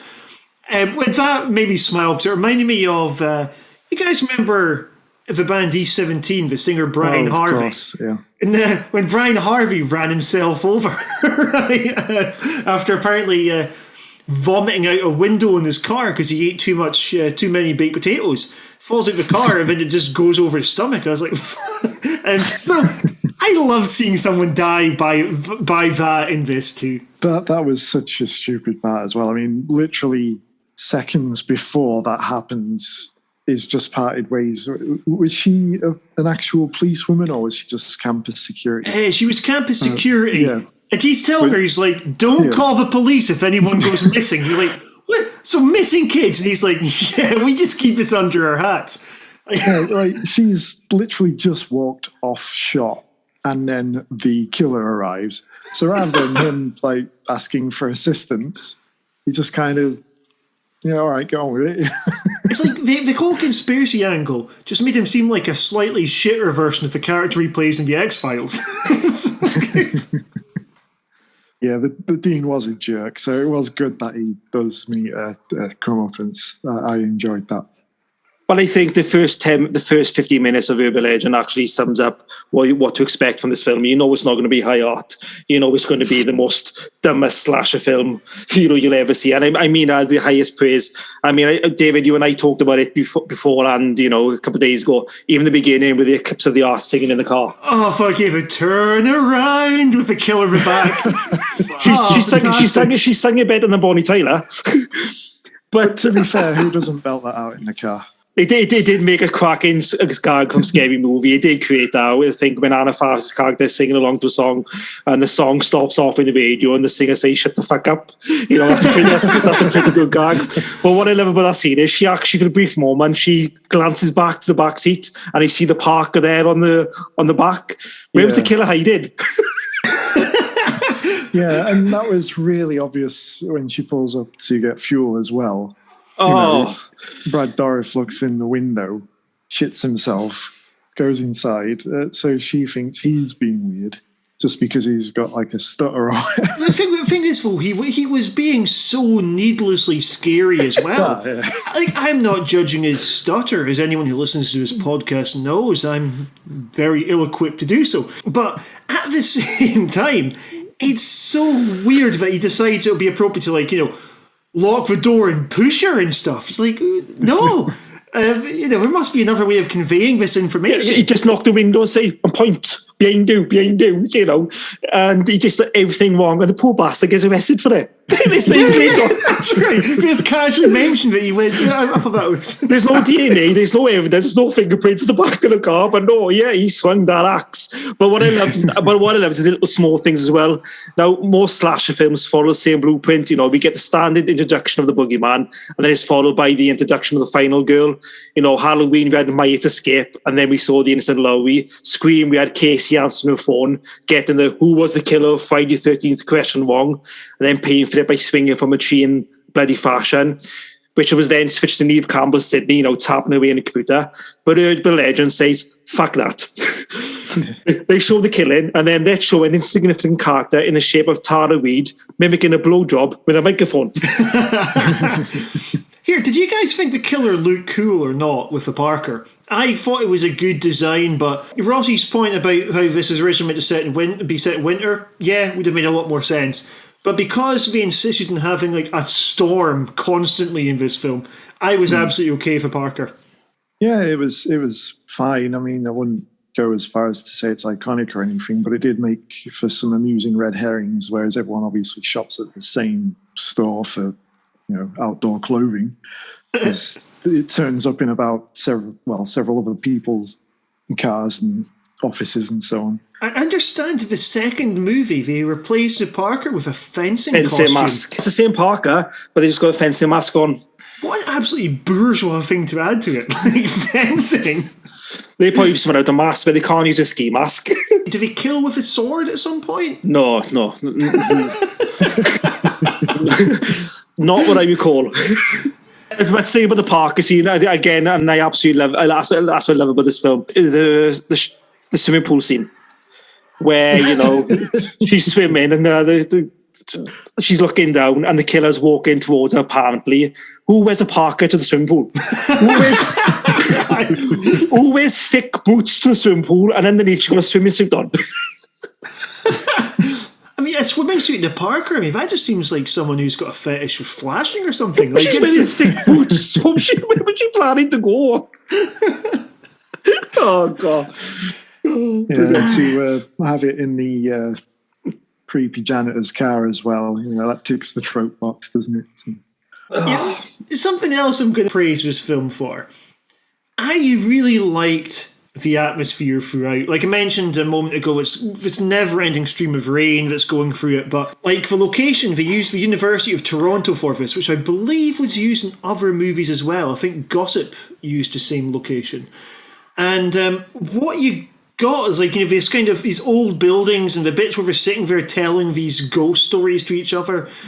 They managed to kind of create this kind of gothic atmosphere about the whole place. When it needed to be moody, it could be moody, When it needed to do things like, all right, here's a place, just looked brilliant. Yeah, I remember the boarded up dormitory had a really creepy vibe to it when I first saw it. Obviously, it's somewhere that's forbidden. You can't go, so that is going to end up in the climax, isn't it? So you knew there was something sinister going on. And again, being younger, your brain works at a million miles an hour, and you're probably scaring yourself more than the film is, thinking about what's going to happen. But yeah, it does have a real good sense of setting about it. And you've got the is it Joshua Jackson where he gets picked off? You got the creepy woods there after he goes for a piss and then gets knocked out. It weren't him, it was a mannequin. Because that's what they said, didn't he? When she's sitting there in Natalie, they say, he's not dead. It must have been a mannequin. Yeah. That was ridiculous. The fact that literally no one believes her that this has happened. He was with her and then she sees him hanging from a tree. I mean, just because the body's being removed doesn't mean anyone should take this seriously. It's not the last time, is it? Either with a friend who gets choked out. Sorry, a roommate. You guys know that the Latin motto for the place translates to "the best friend did it." Is it? Yeah. Wow. Hiding in plain sight. Sorry, my Latin's a bit rusty. I do apologise. But going back to the film and all that, obviously Jamie Blanks, he knows his horror. The way he set out. I mean, we just took the mick at the beginning with the gas station and all that. But everything in that 10-minute scene has got everything but horror. You got the rain. You got the glowing lights, a little bit like Psycho homage. You got the freaky, spooky gas station man. So yeah, he played with the cliche of horror. But I think he played it really well. Yeah, I'd agree. I mean, I think as with Valentine, you can stage a good kill sequence. One small part that frustrated me about one of the kills, the hanging part, all done very well, but as well as how surprised I was that Joshua Jackson got killed so early, I was also really surprised that they revealed so early that it wasn't him doing it. Because that could have just been a fake out if you know that the whole thing's staged so he can go around stabbing people. But we know immediately that that's not happening because we see him like, what the fuck, as he's being choked. Whereas if we're kind of led to believe that maybe he's staged this himself, I mean, I suppose if you did it that way, you would lose the idea that anyone could die because they're killing someone who by this point is famous. Maybe that was a rationale, but I just thought it was a missed opportunity to have the mystery, because the mystery component of it, I didn't call the killer first time I saw it with Brenda. I had no idea it was Brenda who was doing it. And I think it was relatively well controlled. I didn't have a particular suspect since so many people act so suspiciously, but I never thought it was her at any point. Now, maybe that's because it's cool that you're having a woman as a killer, which we're immediately going to assume it's a guy who's doing that, so that's obviously a subversion. But at the same time, I think it's because whilst the Stanley Hall massacre thing didn't really add up to anything, they gave a good enough kind of red herring about it that maybe this is all part of it. Like, that it's not Robert Englund or anything like this. But at the same time, it does enter your mind, well, what if it's not someone they know? What if this is just someone that did that who's come back to do more? Did you guys call the ending actually first time you saw it? Were you surprised when you found out it was Brenda? I sort of... when Tara Reid's character is being chased, and they think she's acting for some reason. I don't know, she's screaming live on the radio and some man standing there listening thinking, oh, she's doing a play act. But the moment when the killer stops and does a little wave to Natalie, that was the moment for me. I was thinking, yeah, I think that's Brenda. I think that's the moment. Like, fair play, and it's a lot more obvious in Urban Legend 2 who the killer is. I mean, the killer walks around with a smear on his forehead. And the moment when, the killer waves at Natalie, I was like, yeah, that's her. And the fact his surname is Bates as well. By the way, as a quick heads up for anyone listening, we're not going to include spoilers for Urban Legends 2 and 3. But if you listen to the interview of Jamie Blanks, where we did talk about the ending of the film, among other things, then you can reasonably expect spoilers for this movie. But 2 and 3 will not be spoiled. Yeah, I didn't see it coming. I mean, I was relatively new to the genre, I suppose, back then. And it's not really signposted at all. Even rewatching it, you just can't, you wouldn't expect it to be who it ended up being. And I thought that was pretty good. It takes away, sorry, I've lost my train of thought. I thought Rebecca Gayheart was brilliant in the role. I mean, she got those crazy zany eyes, haven't she? And, she played the part really good. As you said, she kept herself a little bit in the shadows a tiny bit. And as you quite rightly said, I know it sounds sexist, but I think in the 1980s, you wouldn't think a female character could do those kind of killings, especially swinging an adult, like Joshua Jackson on the tree. So when she's lying on the bed at the end, then she jumps up and then she turns into psycho mode. I think that's probably the only disappointing part I got of the film, that it weren't extended. As soon as it was revealed, the film was virtually over. Yeah, agreed. We probably would have liked a bit more. Yes. I also liked that character of Natalie in it, that they gave her quite a nasty backing story. Because we're meant to believe that she's squeaky clean for the whole thing. Like, she's the only one who isn't acting like a complete psychopath when it breaks out there's murders on campus. She wants to know who did it. Whereas the others are like, when Danielle Harris's character were wheeling her body out and someone was like, yeah, she always looks like that.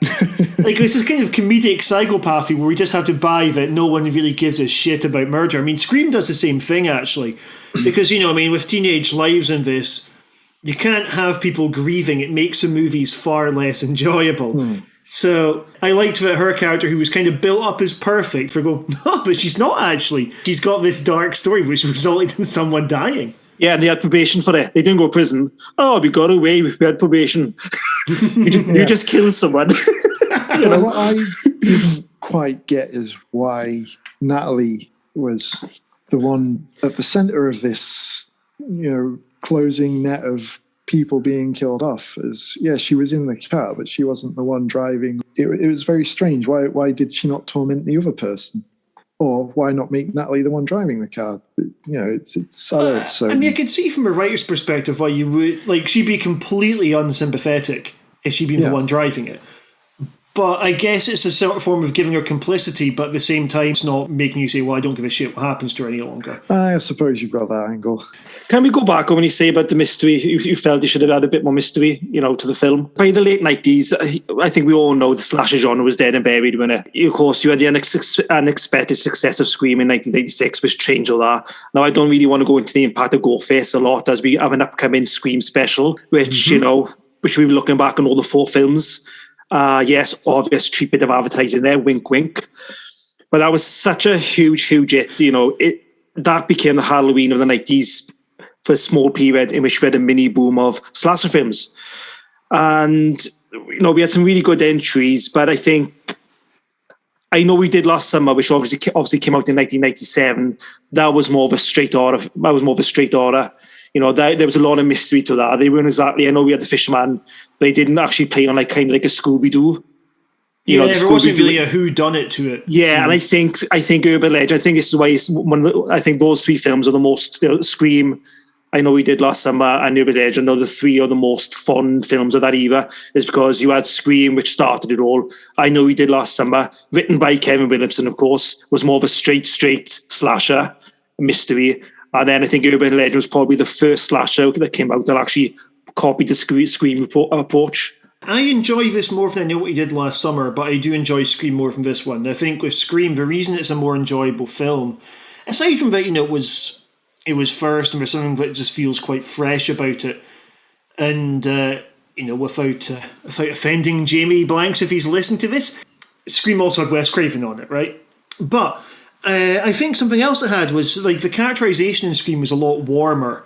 You had your absolute psychos and that, like Billy Loomis and Stu, but at the same time, you had a budding relationship between Dewey and Gale throughout it. You have Sydney as the protagonist. We do warm to. I think Scream, and then let's face Randy in it as well. You had these characters that we were supposed to like. Whereas I think of Urban Legend, because we're trying to make everyone a suspect, then basically everyone in it's a total dick, with the exception of Natalie as the protagonist. And then it's revealed later that she has a dubious past too. I think you have to be honest here. If it wouldn't have been an urban legend if Scream wasn't a success. Yes, absolutely. So what he basically done was, let's just sort of, and I don't mean it as disrespect, because I think Urban Legend stands on his own 2 feet, but it must have, because it was made for 40 million and it grossed over 75 million. This was a box office smash, which led to a brief little franchise. Yeah, I lost my chair for now. Thanks, James, catching. The thing is, though, people would rightfully say, well, this is a Scream clone, right? Or, it was obviously inspired by Scream. And yes, so was I Know We Did Last Summer, so was probably Final Destination, and probably The Faculty as well. But at the same time, it's a standard that we don't really apply to the golden era slashers.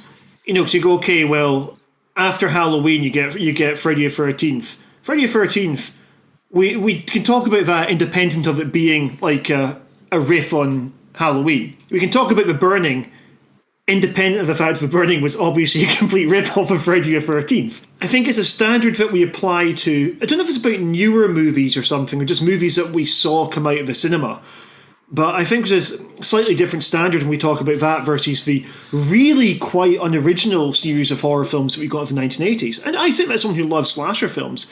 I imagine there will be periods where we're just sitting there looking at a calendar and going, can we make a film about this? So you've got Friday the 13th, you've got your Valentine's Day one, you've got prom night, graduation day, final exam, New Year's Evil, you've got numerous Christmas ones.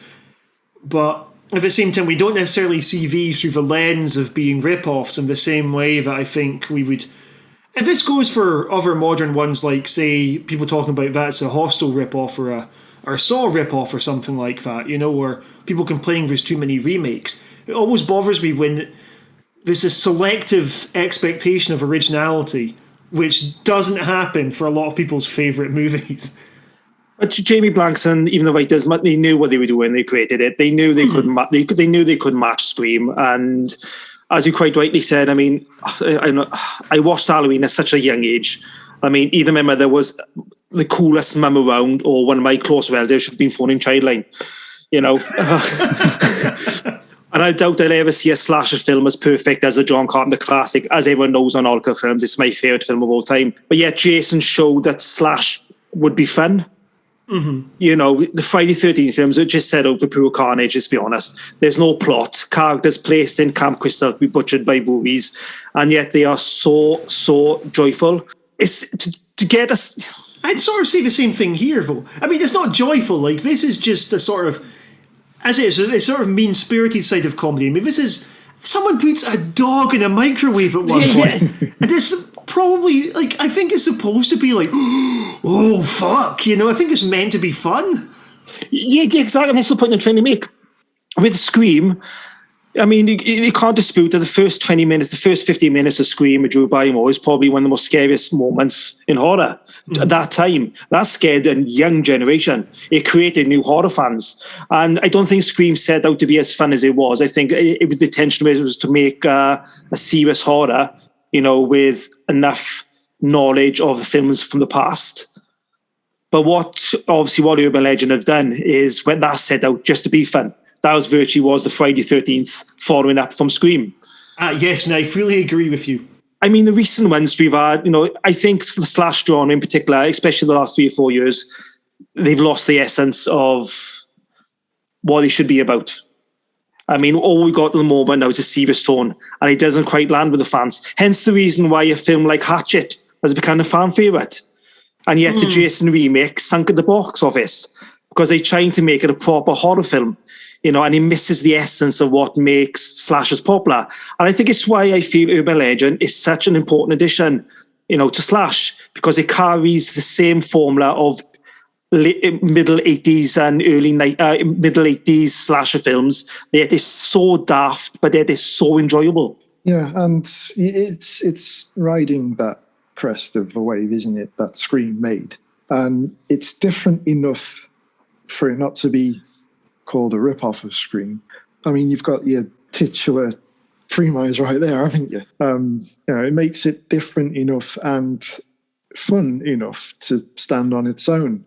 Loads and loads of slashers you can watch that, that's just a rip-off of this and that and that. There's just no, some of them just seem like there's no effort put in them whatsoever. Whereas this one does feel like that effort has been made to make it that little bit more self-aware, to have it stand out. And, although I wouldn't say it's amazing by any standards these days, it's a decent enough concept to have it, seem like it stands shoulder to shoulder with those other films. The biggest praise I can give Urban Legend is, when Scream was such a huge success, there were so many films that jumped on the bandwagon.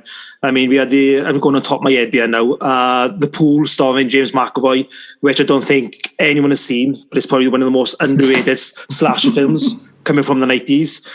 But by the time you got to the horrid Christopher Plummer's The Clown at Midnight, the genre. Oh fuck! Yeah. Yes, that's a memory in it. In between now we had a Kylie Minogue slasher called Cut, in which she played the Drew Barrymore part, which was actually pretty decent. But The Clown at Midnight was one of the worst slash films of all time. And by the time we came to that, it was already exhausted. We had so many people jumping on the tail end of the success of Scream. But the biggest compliment I can give Urban Legend is, out of all the films I've released during that small little period, I would put that in the top 3. A Clown at Midnight had an unusually good cast, because you had Margot Kidder was in that. Yes. And Christopher Plummer. It's like, how the fuck did they end up in this? Oh, God. It's a terrible film. Absolutely awful. I'm guessing Jim's going to seek that out now, and he'll probably give it 4 stars by next week.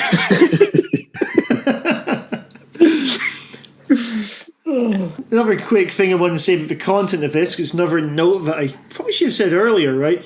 I'll tell you something this film's got in common with Jurassic Park. What has in common with Jurassic Park is, in both situations, there's a need for security, and yet both of them have one security guard. If you have dinosaurs, you need more than one game hunter, right? If you have a killer on campus, and you basically know this, then that's when you invest in more security, even if it's just so there's less of a likelihood of you having to cover up another murder.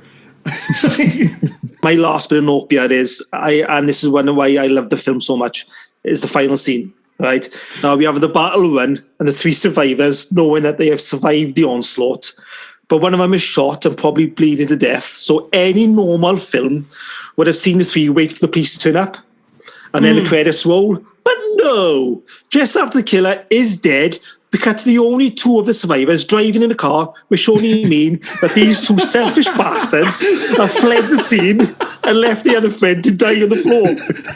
Yes. He actually says out that door, yes, the police is on its way. So he just left them dying on the floor. Yeah, that was... Well, at least they believed him. Yes, exactly. So you could have done that earlier. And something else I want to add here. I like the film points out that guns have no place in slasher films while simultaneously using a gun. That was brilliant. She's like, yeah, it'd be a bit inelegant to shoot you, but you work with what you got. I was like, I want to see this kid being taken out. And this is one of those movies like Orphan where I just wanted the baddie to win. When she comes back at the end, because I understand actually she does win off screen. I believe that in the second film they mention that she killed the other survivors off. So she does win.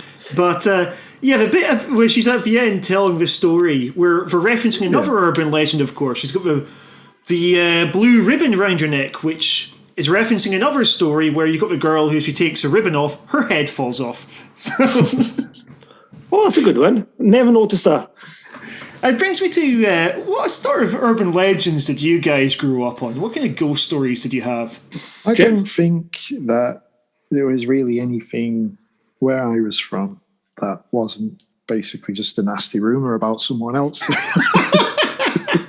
I think I'd heard of the one where you drink popping candy and Coke at the same time or whatever, then your stomach will explode. But nothing else really. I think maybe some of our pals, maybe my cousins, tried to come up with a couple of creepy stories to scare the shit out of me when I was a kid, failing tremendously. Yeah, there wasn't really any local myths or lore that, that just didn't turn out to be nasty little rumours about someone. No, unfortunately, where I grew up wasn't that fun. Obviously, the Joshua Jackson killing in Urban Legend, that happened in where I live. Many years ago, we heard that story. The woman's car broke down, and she found that she walked off. And her boyfriend walked off to get petrol, and all of a sudden she had scratching at the top, which of course is absolute nonsense. We also had the story of the blind man and his dog. Have you heard that one? No, what's this one? This blind man, every night, he obviously can't see. I'm just going by what the story, that's how the fable goes. And every night he puts his hand out and his dog licks him to make sure. Oh, yes. We had a woman for this one. There you go, yes. And then he wakes up and he says humans lick hands as well, and his dog's head is in the bowl or something. That was our story. How the blind man saw that is another thing, We had a slightly different variation. It was right. It was a woman living by herself, and she hears this drip, drip, drip coming from the bathroom. She's like, bloody drip, I can't sleep. Anyway, she puts her hand over the side of the bed, dog licks her hand like it does every night. And then the story was that she goes through the bathroom later because the drip keeps on going, opens the door, and there's her dog hung. Right? Wow. And then it says humans can lick too on the wall in blood. Crazy. It's crazy how different it varies in places. But I will tell, and it's a true story now. This is the legacy of Urban Legend for me, and this genuinely did happen to me. And I was about 21, 22, and me and the boys were driving midnight. And where I live is a lot of mountains and all that, when we were coming home from a party, and we really seen Urban Legend, and there was this car coming towards us with no flashlights, with no lights on. Ooh. So I remember my mate Alan driving. He was all set to flash, and I said, "No, don't flash." It's a bit like the Final Destination 2 scene. This is why I will never drive behind a truck now it's got logs, just in case they come off. That's why I will never do that anymore. But going back to the Urban Legend, I said, "No, don't flash." And the most scariest, evilest thing about it is the car slowed down slowly because we didn't flash. And for that brief moment, it was and you couldn't see in it because it was like 2:00 in the morning. There was no lights anywhere. And yeah, that was quite freaky. And he slowed down. I've often thought, what were they thinking? Why did he slow down next to us? And what would have happened if we... Yeah, so thanks to that, Jamie Blanks. Thank you. I'll tell you a story where me and some friends tried to create an urban legend. It was one of our mates. I'm not going to say her name. This didn't happen to me, however. I was one of the architects of this ruse. We had this area in Edinburgh that we used to walk through, the Hermitage of Braid. It's like a forest bit that goes around Blackford Hill area, right? And it gets very, very dark at night. So now we frequently went through, once, twice a week as teenagers. We just sort of go through really late at night, going and telling each other scary stories. Looking back, it's a miracle that no one tried to kill us, but we were fearless back. Prefrontal cortex hadn't yet developed, so we didn't have restraint. Anyway, point is, we wanted to try and put the shits into one of our friends. Let's just call him Greg for this. On the way we went, Greg, recently someone went missing there. Someone went missing in the Hermitage, right? So we're just going to go and check out the area. He's like, oh, really? We're like, yeah, no one knows what happened. He got stoned, he went off the track, left his mates, and then no one ever heard from him again. The police have been there all week, right? He's buying this. He's totally buying the story. When we go into the Hermitage, we're going, it was just a bit further up. Oh, no police tape. That's surprising. I wonder why not. Keep on going. We reach a point where we say that he was last seen. We had to cross over a bridge. There's a little island and another bridge. So we cross over that bridge. We're like, this was the place he was last seen. And this really scares our mate, right? Go on about 20 seconds, and then suddenly, of this night, of all nights, the only time we encounter someone else, a torchlight shines upon us as we're walking, and we're like, fuck, right? So we quickly start running, right? And by this point, Greg's obviously thinking that, oh shit, we the guy's trying to kill the other dude, right? And we're thinking to ourselves, fuck, this is the one night this shouldn't have happened. We start running, another torch comes on from the other side, and then starts coming towards us rapidly, right? So we just sprint our way through these dark woods, come out absolutely caked in mud on the other side, with a very long journey home because we hadn't taken the usual exit. and scared shitless. So that backfired. Oh, that's a story to tell. Yeah, never try and start your own urban legend in case you become the subject of your own urban legend. So guys, have you seen the urban legend sequels only briefly? Have you watched them at all? No. Well, Urban Legend 2, by the time the sequel came out 2 years later, the revival of slasher was coming to an end. I think Scream 3 came out the same year, and even that was met with a lukewarm reception. I think by that time you were heading towards a new era of horror. You had John Kramer was polishing his tools and getting ready to play a game. You had Josh, Paxton and Ollie were heading off to Hostel for a holiday they'll never forget. I will say Urban Legend 2 is directed by an Oscar winner in John Ottman and Scott Derrickson on co-writing duties. So there's some serious talent behind the camera, and you also have Eva Mendes in the cast. Only Loretta Devane, who the security guard is, the Cariola character from the first film, apart from a real good cameo at the end. But it's pulling power is the fact that if you've watched Urban Legend, then you will need to see Urban Legend 2. I think by the time it had arrived, as you say, everything had just kind of peaked, and by that point, no one was interested. It's strange. I mean, if Scream 3 failed that year with the self-references, which was basically happening on a film set, what chances are the more Urban Legend had when it was set in a film school? The killer, as I said, the killer walks around with smear on the head. And I think slasher films live and die. If you don't want to guess who's behind the mask, then a slasher film lives and dies behind the reveal. If you've got a terrible reveal, then you're instantly going to forget the film. For instance, All the Boys Love Mandy Lane.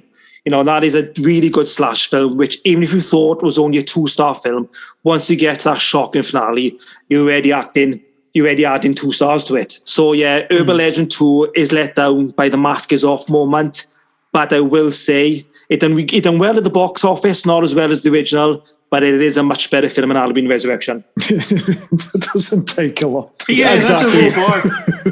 The other one was Bloody Mary, I believe, right? Yes, it was directed by Mary Lambert, which of course done Pet Sematary films. Oh shit, I did not know she made it.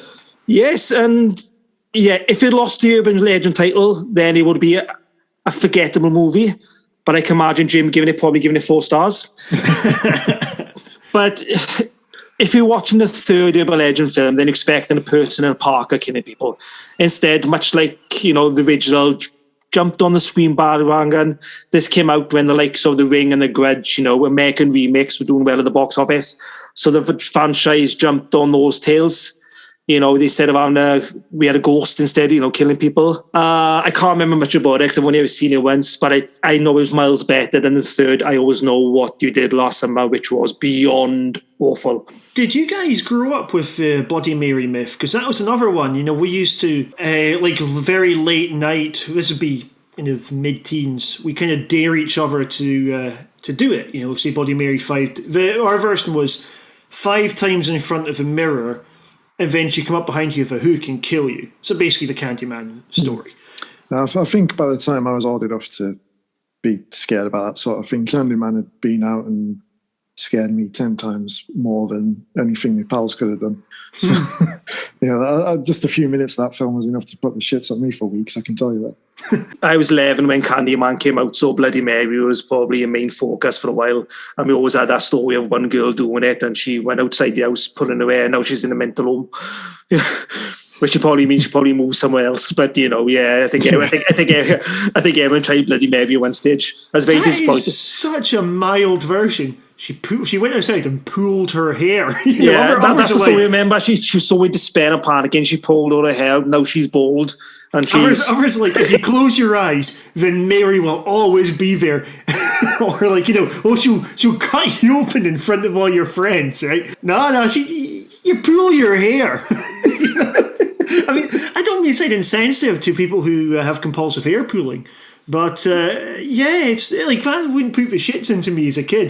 By the way, you'll pull out your hair if you say Bloody Mary 5 times.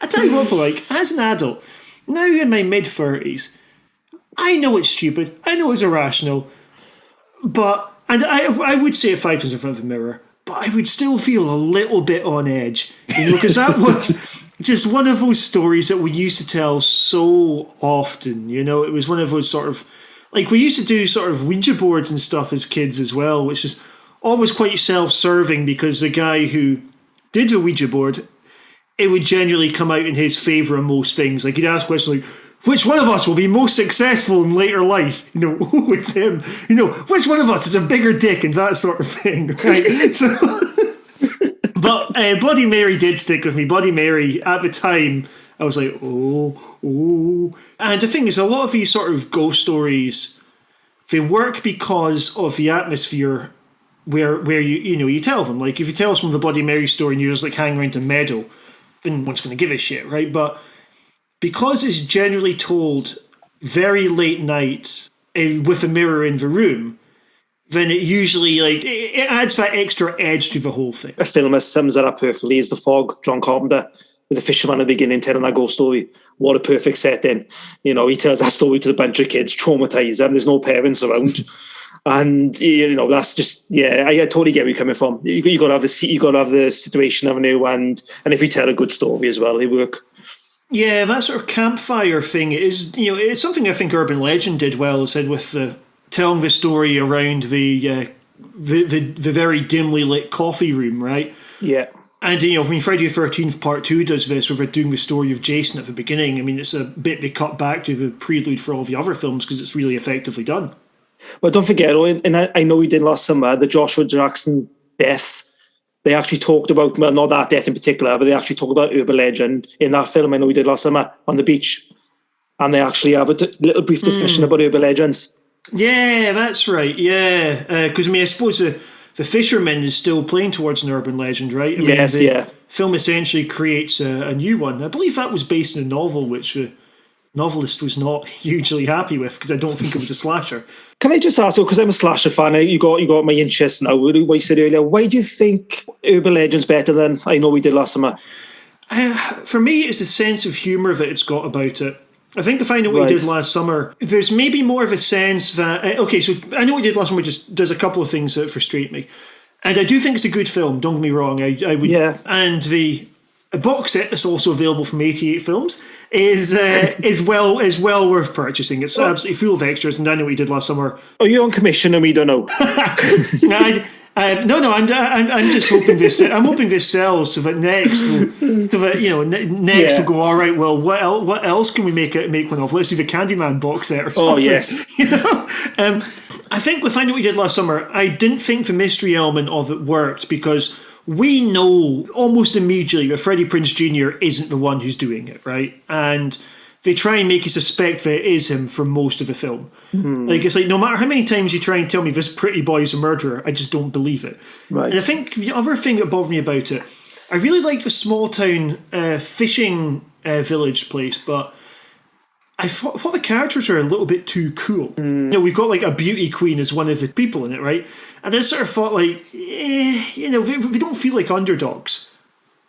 I know. I'm asking because I totally agree with you. I've always thought I know was it played it too straight for my liking. That's the problem. You know, it tried too hard to be different to any other slash. Some of it worked. I mean, when Jennifer Love at the end of the boat was running around and the bodies are all there. Yeah, it's a classic cliche of horror. But that's a pretty good set piece. I love the fact they didn't go down the mask route. You know, when it's revealed who it is.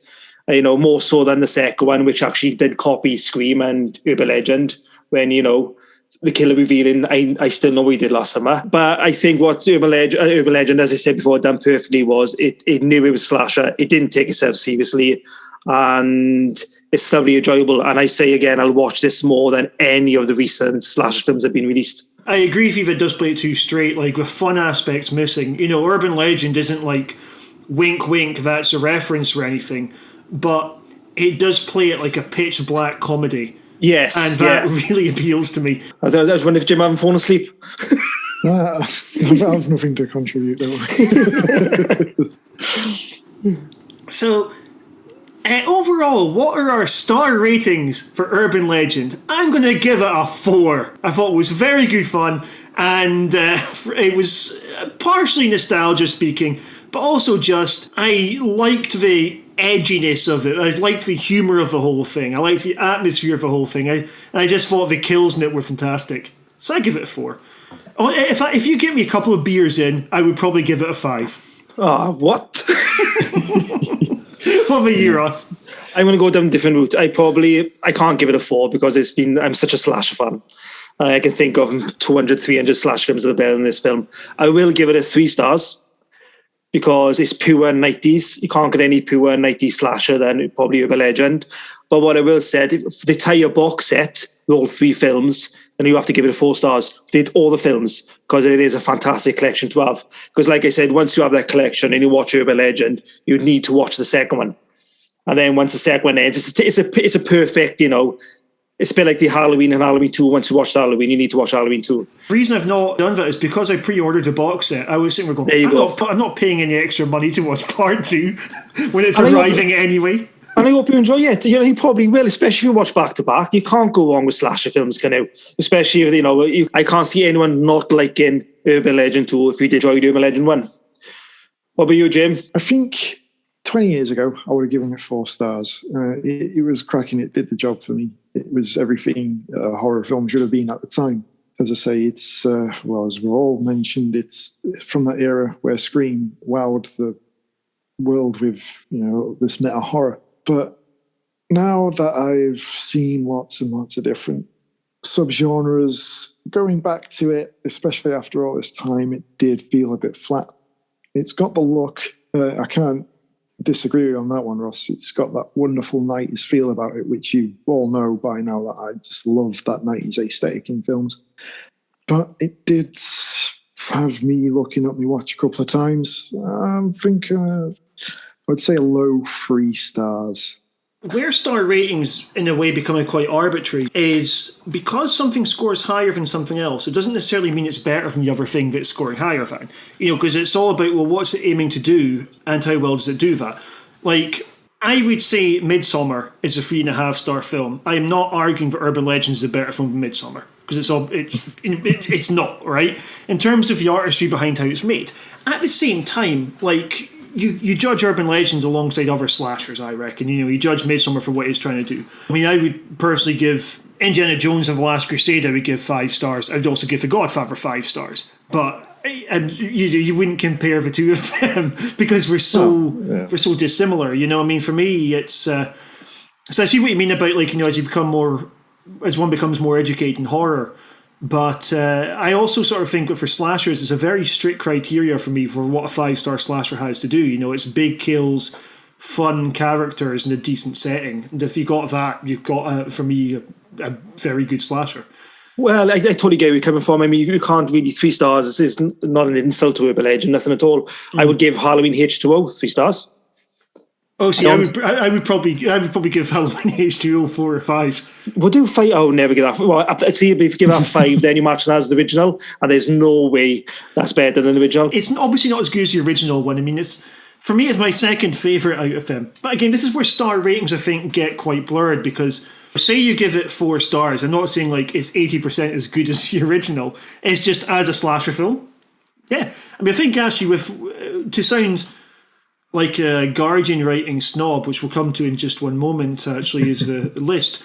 Just like a Guardian writing snob, I would say that Halloween is a slasher that also sort of transcends its own subgenre in a way. Like Halloween, I think, is a great horror film that I wouldn't necessarily watch for fun, whereas for me, slasher films are also, like, most of the time, I think it's all about how fun they are. I don't think Halloween's a fun film. I mean, my favourite slasher is Friday the 13th Part 4. And the reason being because it combines, like, genuine moments of horror with just this totally raunchy kind of kids all trying to get laid comedy. And, it does the sleaze, but it does the scares.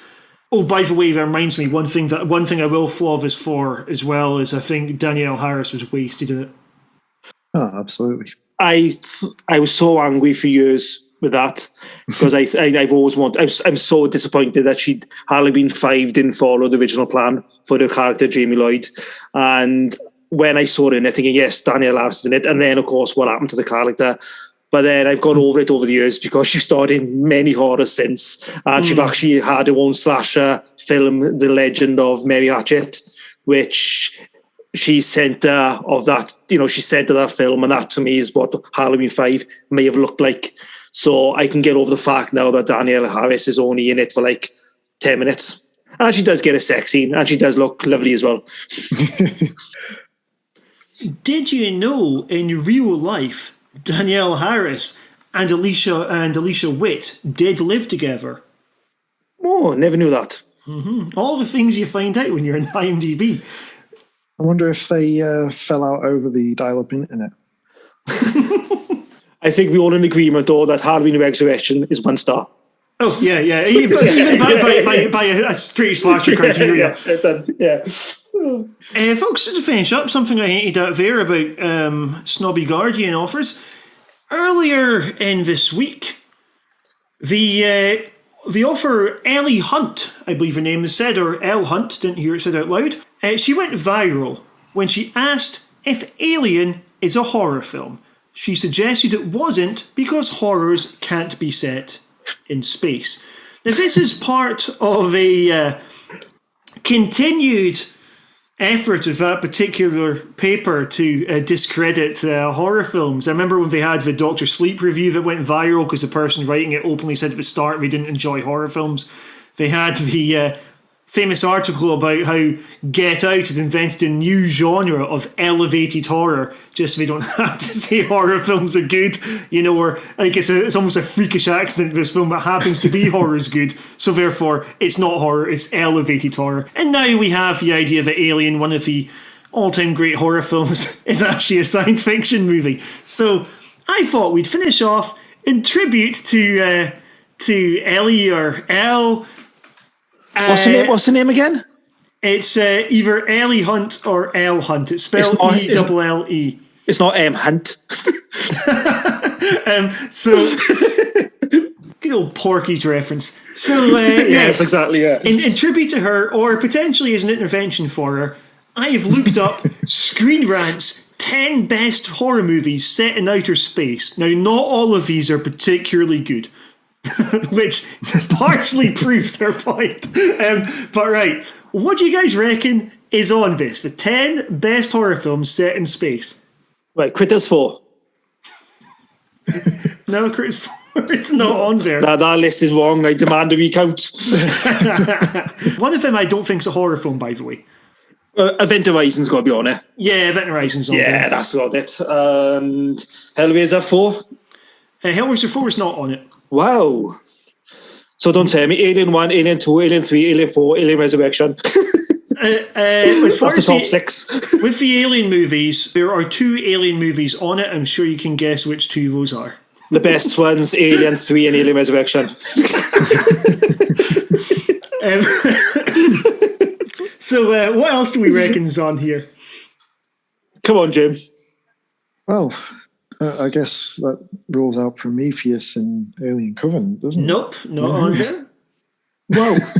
Leprechaun in Space? Nope, not on there. Nor is Jason X, which really surprised me. I love Jason X. I don't understand. It's my favourite kill of the franchise, the liquid nitrogen. Oh, I'm glad you said that. That is outstanding. As soon as that happened, it's my favourite. And I loved his new look as well. It's brilliant.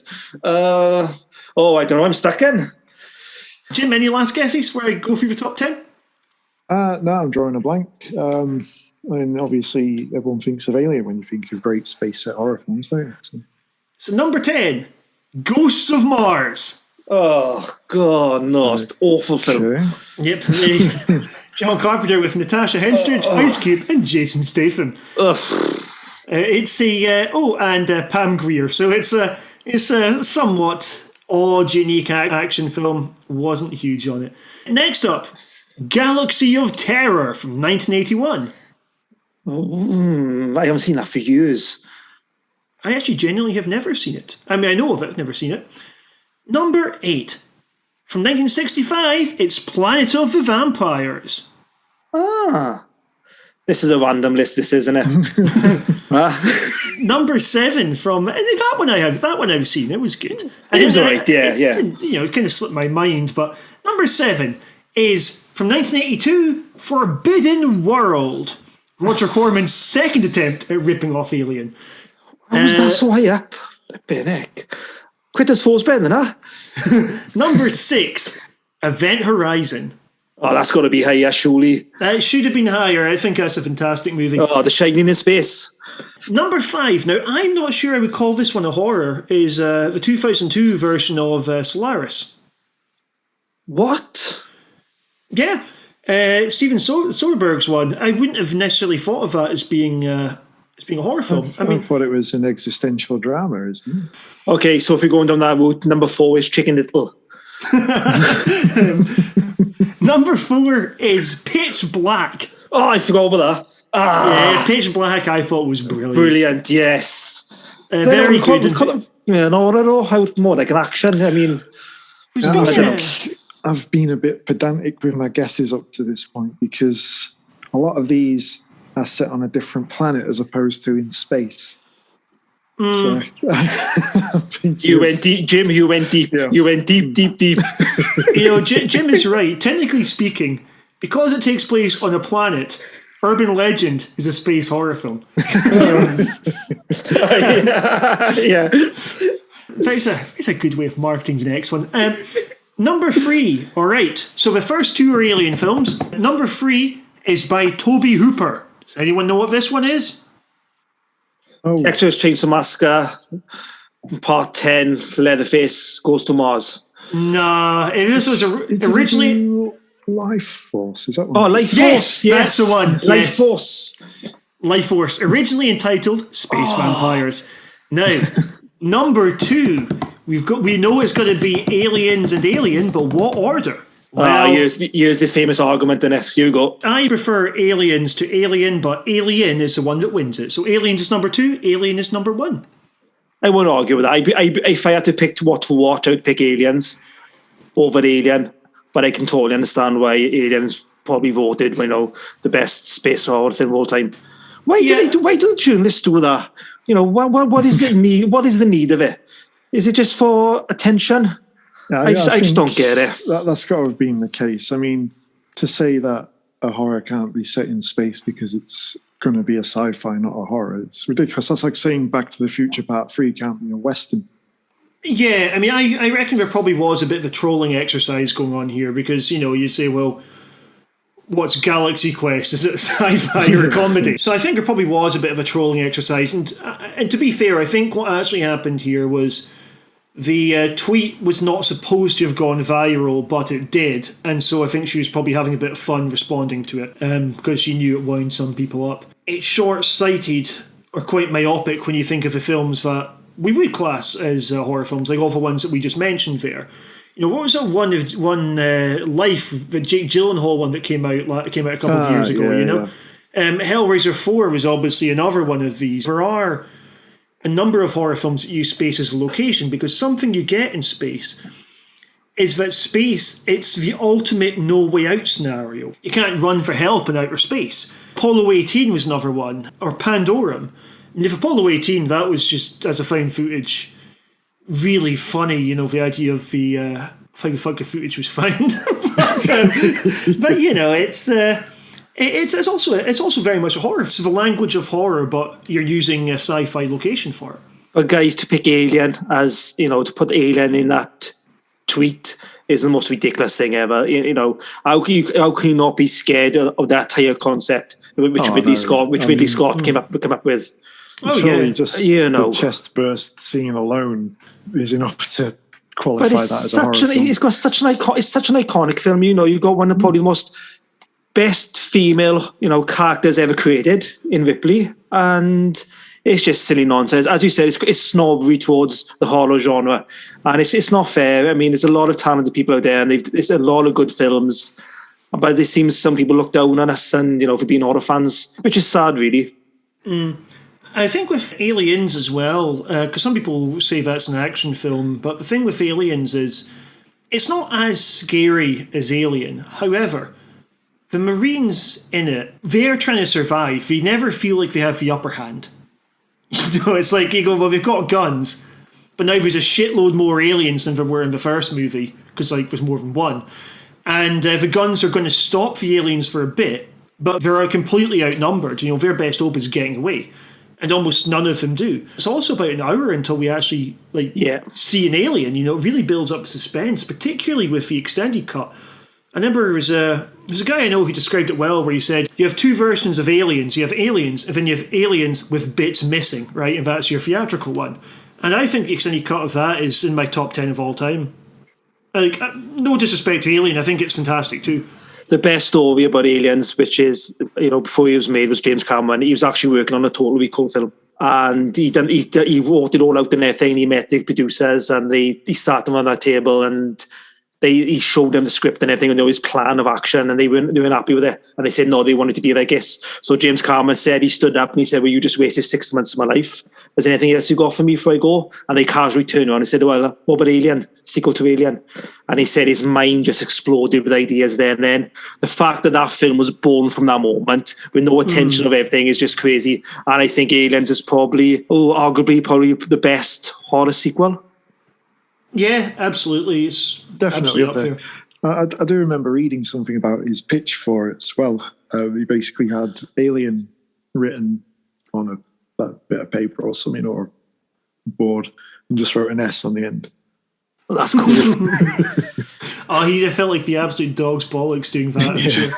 Such a good director who haven't done enough of for the last couple of years. We're still waiting for Avatar 2 for the last, 10 years? It's a crazy situation to be in, James Cameron. He's so good. I think of a positive note, we got to get ourselves headed. Now, we've been hyping this up for about 3 weeks now, but we do have the Screen Quadrilogy retrospective coming up next time. Thank you all very much for listening. Thanks again to Jimmy Blanks if you've listened to the rest of the show. Cheers. And for everyone who's been supporting our show so far, thank you very much. Everyone on YouTube, everyone on Dark Discussions, and everyone on Horror Cult Films. Goodbye, everyone. Bye. See ya.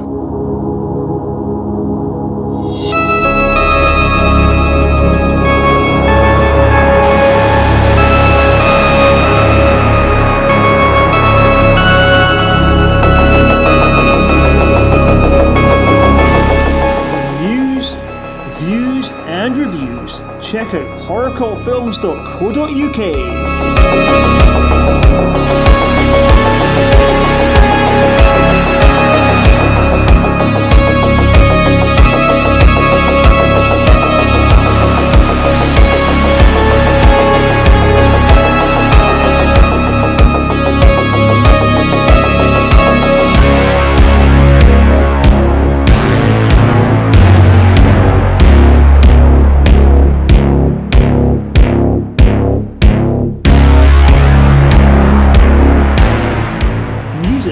White Bat Audio.